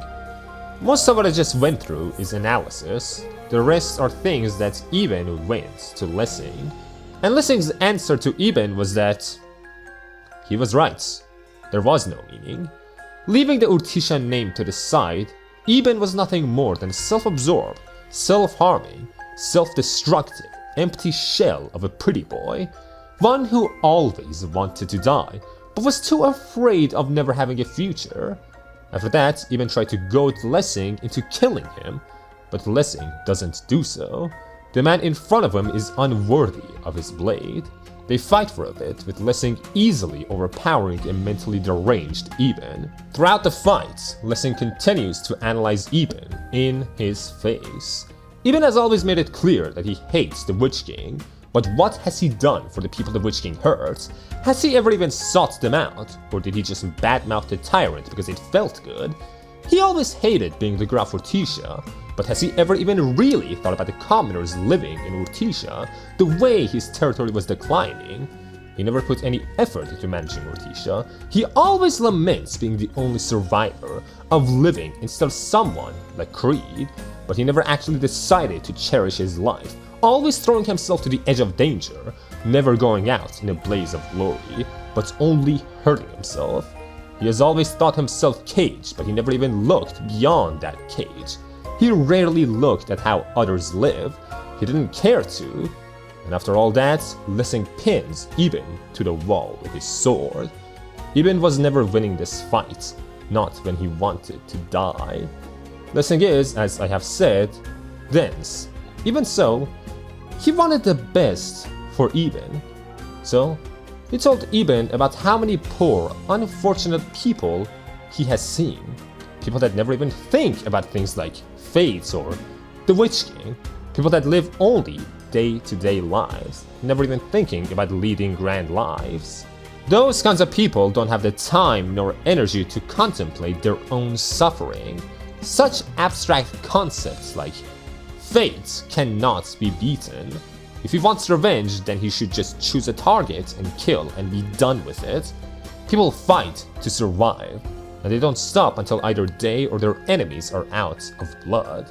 If Eben wants, he can choose to wallow in despair, or to challenge Lessing again just to die. Or he can choose to stop all this nonsense with the Witch King once and for all by joining Lessing. What hits Eben in his heart here is not Lessing's words, it's not even Lessing's sword. Those things are secondary. It's Lessing's gaze. The way that, despite everything, despite the revelations, Lessing is angry at him, as if Lessing expects more of Eben, as if Eben really is something. That is what sets Eben straight. The possibility that he might be worth something. That maybe even someone like him deserves a future. Lessing knew Eben's uniqueness and his worth. Eben was the one who freed him from a life of servitude, only by happenstance, through a disdain only present in someone like Eben, and as much as Eben might hate it, Otto, Eben is also undeniably talented at everything that he chooses to do and put his soul into. From music to originium arts, it is undeniable. Someone like him will become someone great, not because he is connected to the Witch King, but because he is Ebenholz, and Lessing knew it. And of course, Eben decides to fight alongside Lessing. After that, not much else happens with the two that is worthy of going through, at least philosophically, besides the end of the event where Lissing shares his story with Eben, which I went over in the last section. Now, there is one more character that is really important to Eben's analysis, the character that has been present throughout this entire video. Of course, by now, you should know who that character is.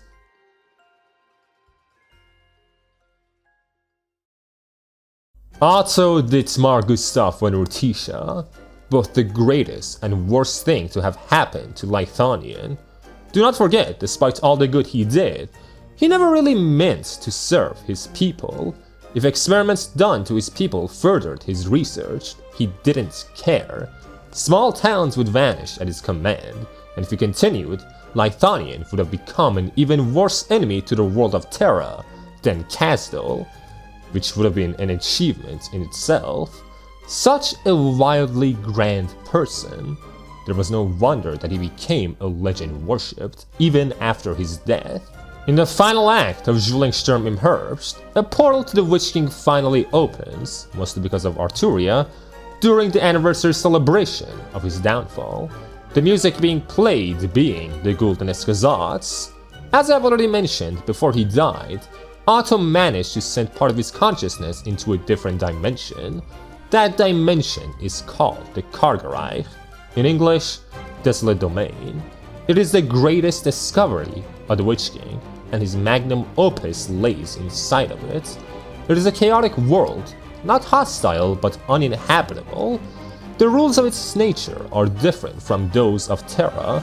Time and space are convoluted, and the existence itself is questioned. Once the portal opens, every Leithanien in the vicinity starts getting headaches and hallucinating. Only strong and capable Leithaniens don't get swallowed by the dangers of the messed up 𝐀𝐫𝐤𝐧𝐢𝐠𝐡𝐭𝐬, and from the portal, echoes of the Witch King loyalists appear. So, some people, including Lissing, stay behind to take care of these tangible illusions. Most of the important characters, on the other hand, go into the portal. Due to the chaotic nature of the Kargereich, they all get separated and start experiencing different shadows. And here, we see the Witch King for the first time, from his saintly self, to his tyrant self, to his mythological self. Everyone meets him, but because of the convoluted space, they all meet him in different places. Let's set Eben aside for now. For just a moment, trust me, this is important, because the first important conversation we get here inside this space is between Fremont and the Witch King. No one knows Otto like Fremont does. Fremont is an immortal lich Sarkos that settled into Leithanien hundreds of years ago. As a lich, for years and years, he and his kin hoarded more and more knowledge, and were respectfully welcomed into Leithanien. Eventually, Ludwig's Universität was opened, and Fremont decided to become a teacher there. And years later, he became the mentor of the Witch King. Throughout all his immortal life, no one matched him as greatly. When it came to knowledge, discussions, and flexibility, even once Otto became the Kurfürst of 𝐀𝐫𝐤𝐬𝐬, and later the Kaiser, the two didn't drift away from each other, not for a long time. In a flashback, we see one of the conversations they had, one about the 𝐀𝐫𝐤𝐬𝐬. There is no witchcraft on the same level and scale as the 𝐀𝐫𝐤𝐬𝐬.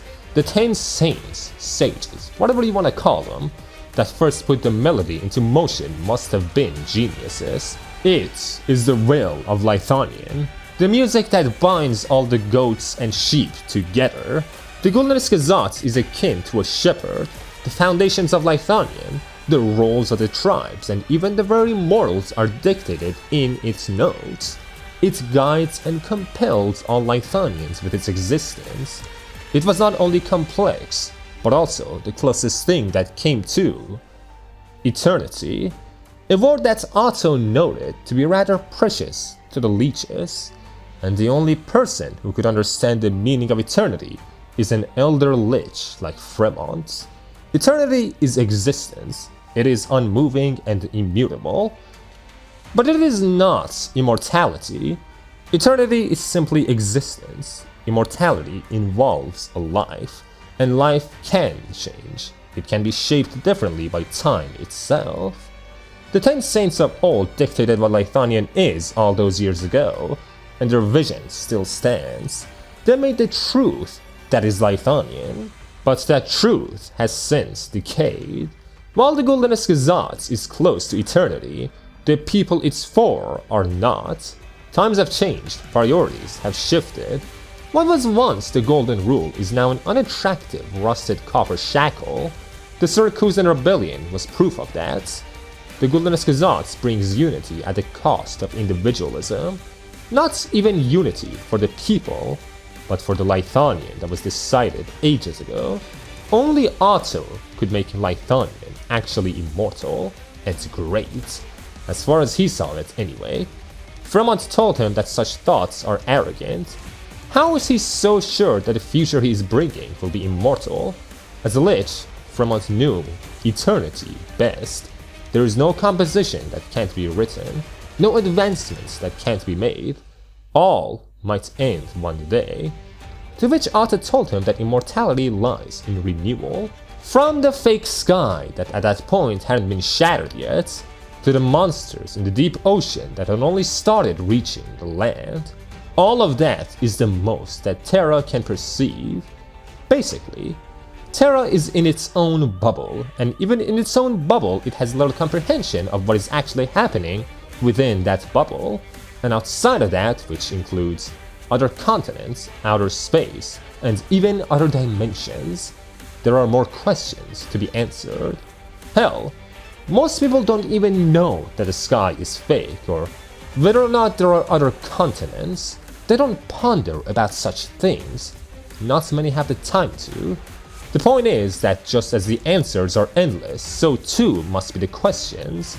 In every answer, there is a mystery, and every mystery has a solution. These mysteries feed into each other eternally, Ouroboros style, a renewal, a cycle. This is what sets Otto apart from the 10 sages of the past. They stopped with the Golden 𝐻𝐫𝐤𝐧𝐢𝐠𝐡𝐭𝐬, the closest art's array to eternity, but Otto will never stop. To move forward, always, to ask questions and seek answers, to invent, to discover, to ponder and to question again. All that in a constant motion. That is immortality, the road to eternal life. In the words of Otto, in the words of the Witch King, something you need to know about leeches is that their secret to immortality comes from their phylacteries that they keep in a void.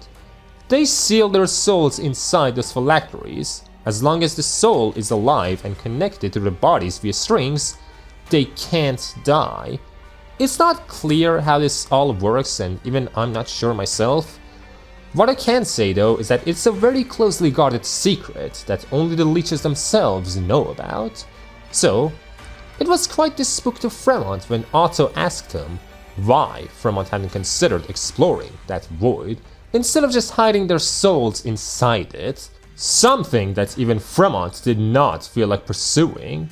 The void where they conceal their souls is unknowable, and from the way I have understood it personally, that void is the Kargereich. At the time though, all Fremont could do was laugh.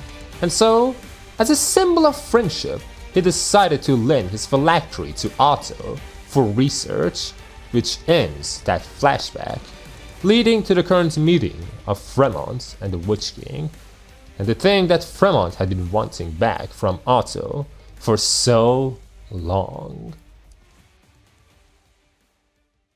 The timeline here is a bit wicked, but once Fremont meets up with the Witch King, the present, he finally gets to reclaim his phylactery. It is after pretty much everything in the event happens and things are coming to a close. The Witch King failed once again, and his palace in the Kargereich starts disintegrating.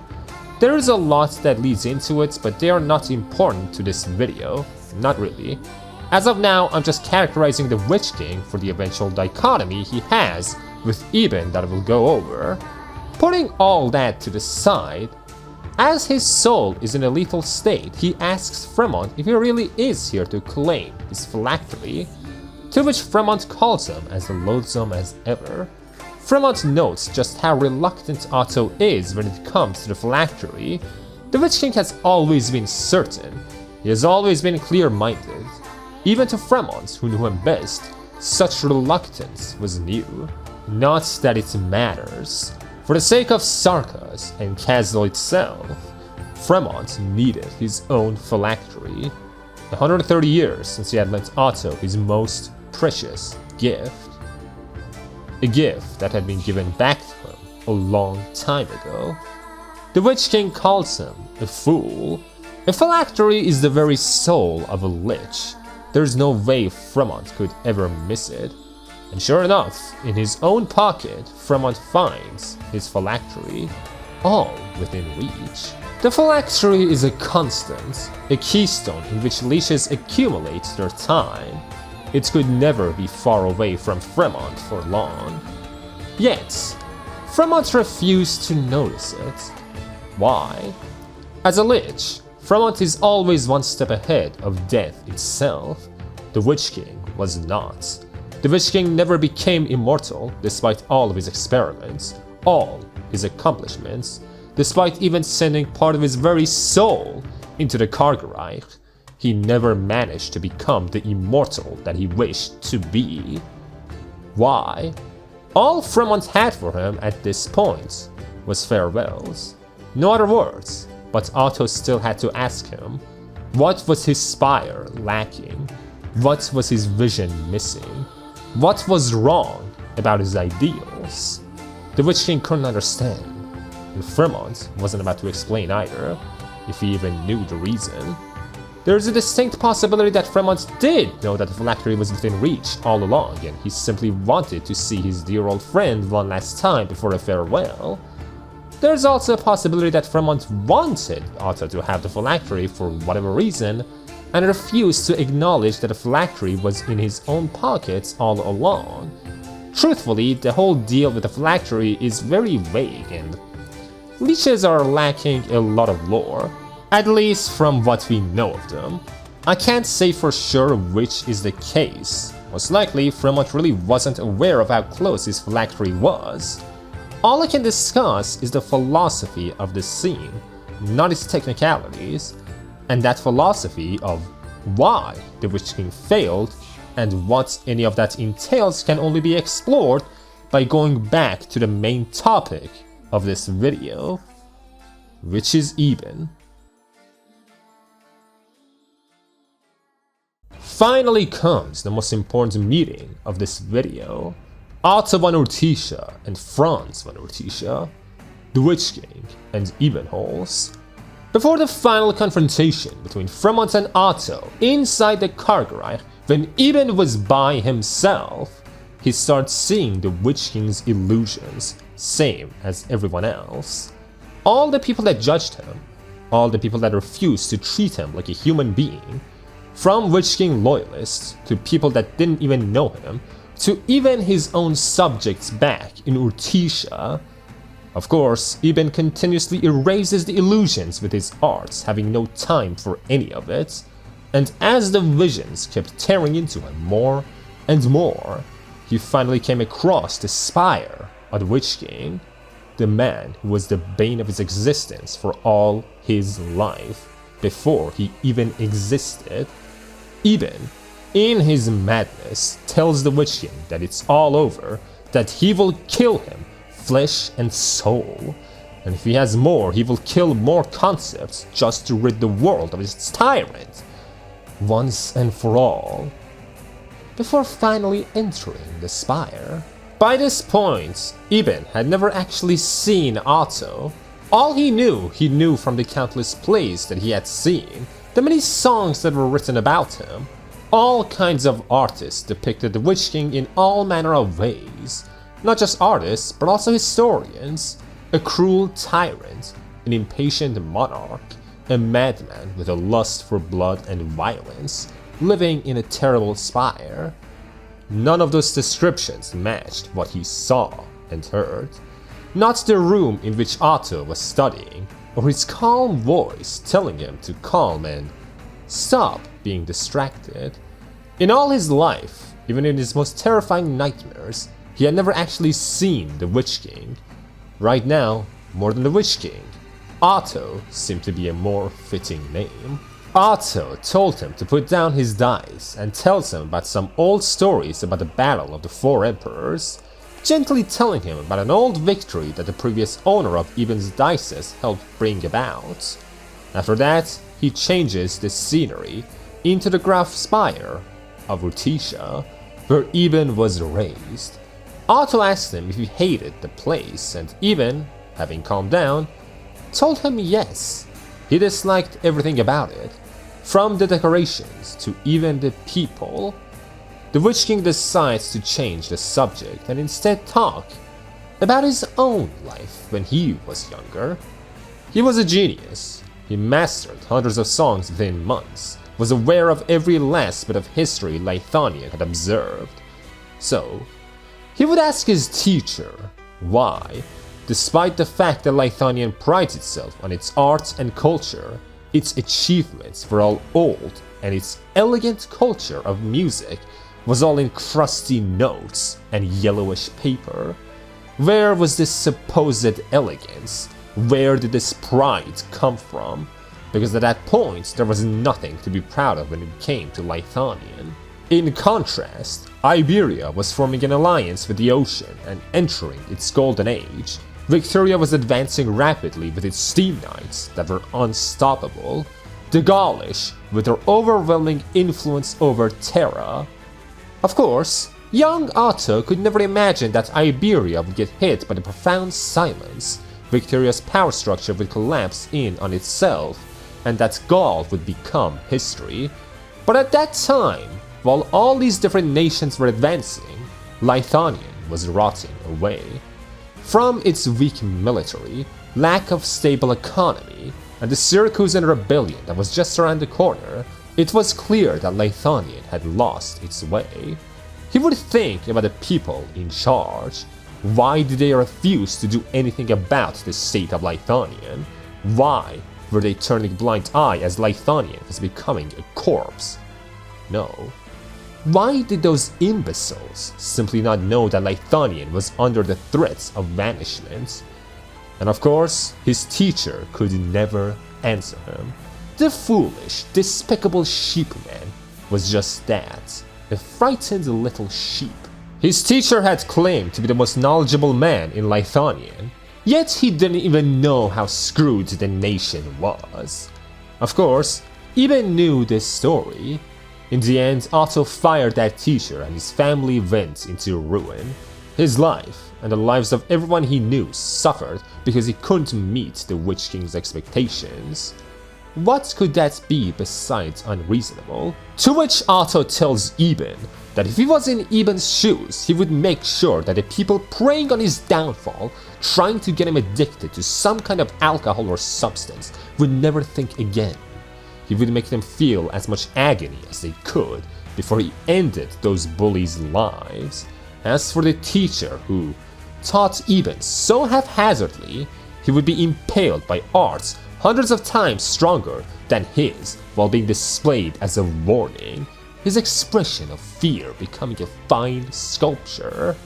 The idiots who were planning to take advantage of the Voice of Mundane would become little piggies who would be taken advantage of instead, and the twin empresses would be exploited until Franz rose to take control. If Otto was Franz, that is how it would go. Eben asks him, what even is the point of such drastic measures? To take lives so arbitrarily, to exploit everything and everyone. All for what? It could only be meaningless. But Otto tells him that is not the case. The purpose of a stairway is to lead to a higher place, and all of that would be a stairway. Just as Eben hates the Urtica Spire, Otto does as well. But for him, it's because of how short its stairways are, how much of a disgusting disappointment Leithanien turned out to be at the time, to the point that even by exploiting it, Otto could only go so far. After that, he tells Eben that Eben himself sees the spire as some kind of cage. That much is obvious. Eben always hated his nobility and the quote-unquote fate that had taken away his future. So, Otto asks him, how is he going to break out of this cage? How will he defeat his enemies? Who are his enemies? Is it the people that hate him? Is it the people that misjudge him? Or is it the ones that pity him? Maybe the ones that take advantage of him? But Eben knew that those weren't his enemies. At least he didn't feel like it. So, Otto asks if his enemy is the Witch King. Is he the nightmare that has plagued him all this time? But as Eben thinks about it, no, that couldn't be it either. He never really dreamed about the Witch King and never even thought about what kind of person he was. He only went by the depictions of him, and those depictions turned out to be very wrong. He had seen countless versions of the tyrant, and none of those versions were anything like the real one. So, what is it? Who is Eben's enemy? Otto tells him that all those depictions were simply convenient. People love a villain. They want someone to vent their anger and resentment towards, even if that person isn't real. So, they're all happy to imagine the Witch King that they all hate as their greatest enemy. Still, all these frankly performative words did not change the fact that Otto was really cruel. He experimented on his subjects, he started countless wars, assassinated anyone who went against him. None of this was imagined. But if Eben truly hated everything that the Witch King did, if he really did see Otto as some kind of ultimate evil, why did he never represent the people that Otto wronged? What did Eben ever truly know? His voice of mundane was gone, yet the pain of it still lingered. All he can do is think, go through his own nightmares, memories and imagination. Who is his enemy? Countless times he cursed the Urtician name, he cursed the Witch King, but who were those curses really directed to? A mirror?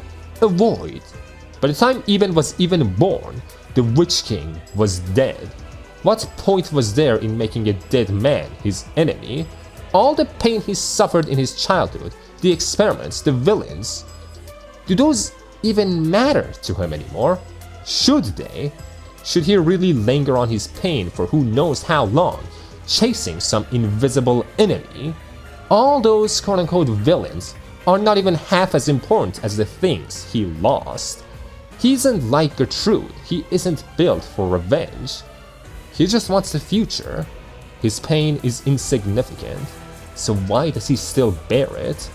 Punishment is not redemption. Why can't he forgive himself for the things he has lost? Why can't he let go of the sacrifices people have made for him? From his mother to Kriede. Really, this is the question. Who or what is his enemy? What does he fear? Finally, Eben has an epiphany. The night itself is meaningless. After which, all the illusions evaporate, leaving only him and Otto. And Otto congratulates him for finally letting go, for finally becoming free. None of Eben's fears were real. He never had an enemy. His only enemy was his own delusions, his own resentment towards himself. Back when Kriede had died, he had promised to cherish his life to Kriede, but he did not do that.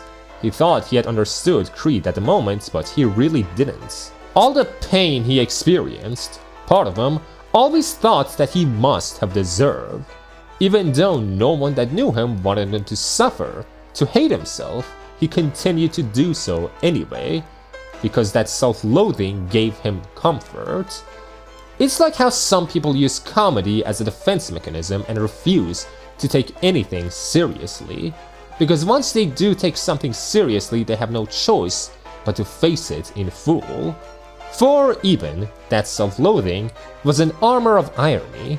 Cursing his fate makes him feel disconnected from his own life, as if he is spectating his own existence, but that also means that he can't actually, well, heal, and only by being forced to actually look at his own life, to analyze his own fears, does he actually understand that those fears aren't real, that he doesn't need some kind of armor of irony to not end himself. He is strong enough to face his reality. Everyone that knew him knew this. Kriede, Czerny, Lessing. It's just that he himself that didn't.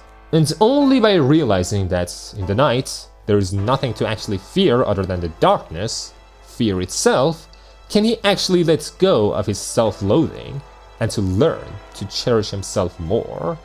Like how Otto, despite not ever meeting him until now, cherishes him, and before the two part, Otto pats Eben's head, and Eben can do nothing but laugh.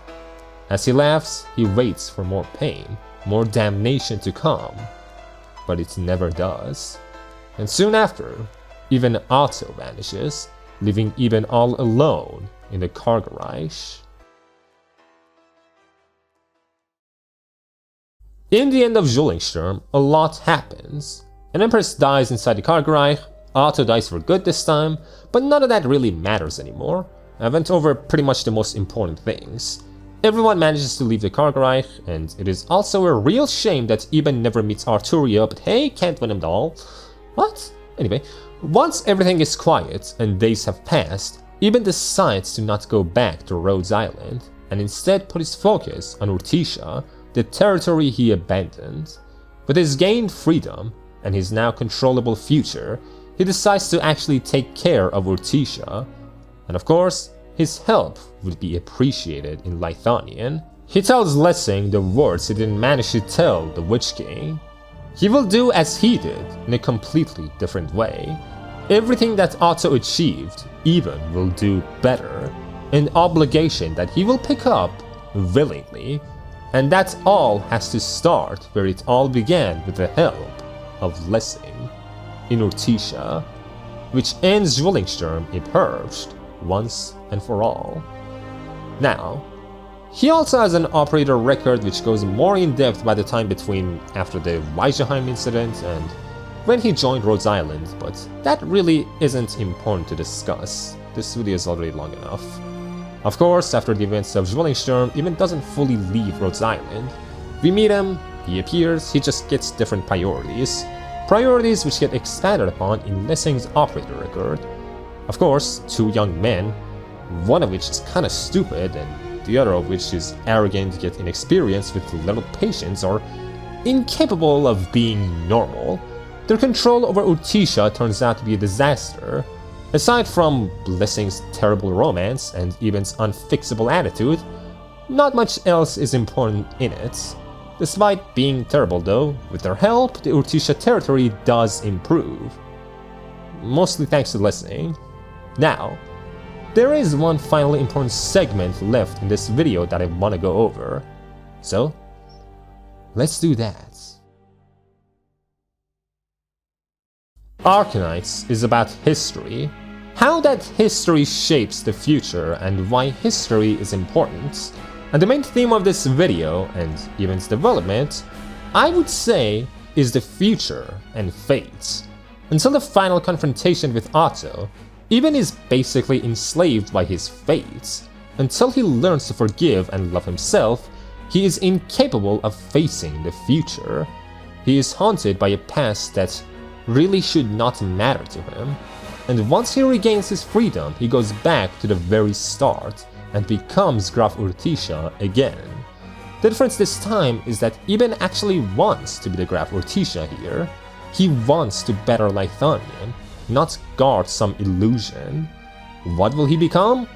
Who knows? Maybe he will stay as an ordinary Graf. Maybe he will become a Kurfürst, maybe even a Kaiser. Whatever he will do will not be tied to some predetermined fate. Talking about that fate was not even something that others forced upon him. He accepted that fate with disdain himself. Just as Otto said, if it was him, he wouldn't tolerate the disrespect that others gave Eben. He would do as he likes despite what others thought he should be or would be. That cage was something he built for himself when he was too scared to actually analyze himself, to face his own fears. My point is, his quote-unquote fate is not a result of his circumstances. Someone else might have succumbed more to that fate. Others might have ignored it entirely. The fates that people envision are entirely their own. People forget that they can just do whatever. They forget their freedom in their own common sense. Not in the sense that you can reach your dreams, but in the sense that, despite wearing a suit, I might as well jump into this pool. Who's gonna stop me? Sure, it might not be sensible, but if you really want to, you can just do stupid things. Sure, there might be consequences sometimes, but that doesn't mean that you physically can't do them. Another thing to note is how Eben and Otto tackled the futures they were looking for. In the end, when Otto asked Fremont what he is lacking, that thing he was lacking was actually humanity. Let's go back. What Otto fights against is the Collapsals, the Priestess, the Seaborn. Basically, Otto wants to erase all the threats on Terra on his own terms. In a way, save the world. But the problem with this conviction is that he doesn't even like Terrans. He actively dislikes most people. So, he always puts them to the side and never actually tried to understand them. Lessing understands the common man, and he teaches his understanding to Eben. No one did the same for Otto. Aside from Fremont, who is weird in his own way, Otto was never close with anyone. He didn't see eye to eye. He was arrogant and always thought himself to be above. He asked Eben, who is your enemy, who are you fighting? But he never asked himself, who am I fighting for? Because clearly, he wasn't fighting for the future of Terrans. He wanted to be immortal for himself. At least, the twisted immortality that he believed in. In a way, he saw himself as the only human. That, in turn, made him inhumane. And for it, he failed. He tried to be as individualistic as possible, tried to live forever, tried to control everything himself. And of course, he died, just like everyone else does. He never engaged his knowledge with others like Fremont did. From being a student, he went on to become a Kurfürst and eventually the Kaiser. Fremont, on the other hand, ever since Ludwig's Universität was founded, became a teacher and a professor. He knew the value of knowledge. Otto didn't. Otto was simply fascinated by knowledge and the desire to know more. He didn't hoard knowledge, but he didn't share it either. So, he didn't truly know knowledge. In a way, he was the freest man in the loneliest world. Eben doesn't hold the same fascinations and principles. He also fights for the future he never had due to his fate. But he doesn't push others away, ever. He also seeks help. He always shares as much as he knows. He has problems, but surprisingly, he isn't terrible with people. There was another person that had followed the same path that Witch King eventually does, and another that later on went on to follow the same principle. They too went on to fail. But while one of them might succeed in some way and another one of them got a second chance, Otto never got one. Go watch my Babylon Would Be Honest videos. Going back to Eben, the future he wants is fundamentally different from Otto's. Otto only cares about his own curiosity. Eben cares about the quality of his own life and the lives of those he cares about. There is nothing more important to him than that, especially not some kind of fascination with knowledge. In the end, the only things keeping us from our futures are our fates, and fate is not real. So, in a way, freedom always exists. Whether complete freedom is a good thing or not, or whether anarchy is desirable, that's for another video, isn't it? While making this video, I had so little motivation. I don't know what happened, but I really lost my spirit these last 2 months. I'm fine, but just lacking motivation. In the end though, it's here and I'm rather proud of it. Might be my longest video, but we will see. Actually, now that I look at it, I think it's not, but you know, it's pretty long. It's really long. As I'm writing the script, I know that the editing is going to be hell, but oh well. Subscribe, hit bell, dislike, comment, do whatever gives me engagement. Consider becoming a member, it helps out a ton. Now that I'm done with this video, I can finally go make a silksong video that probably no one will watch.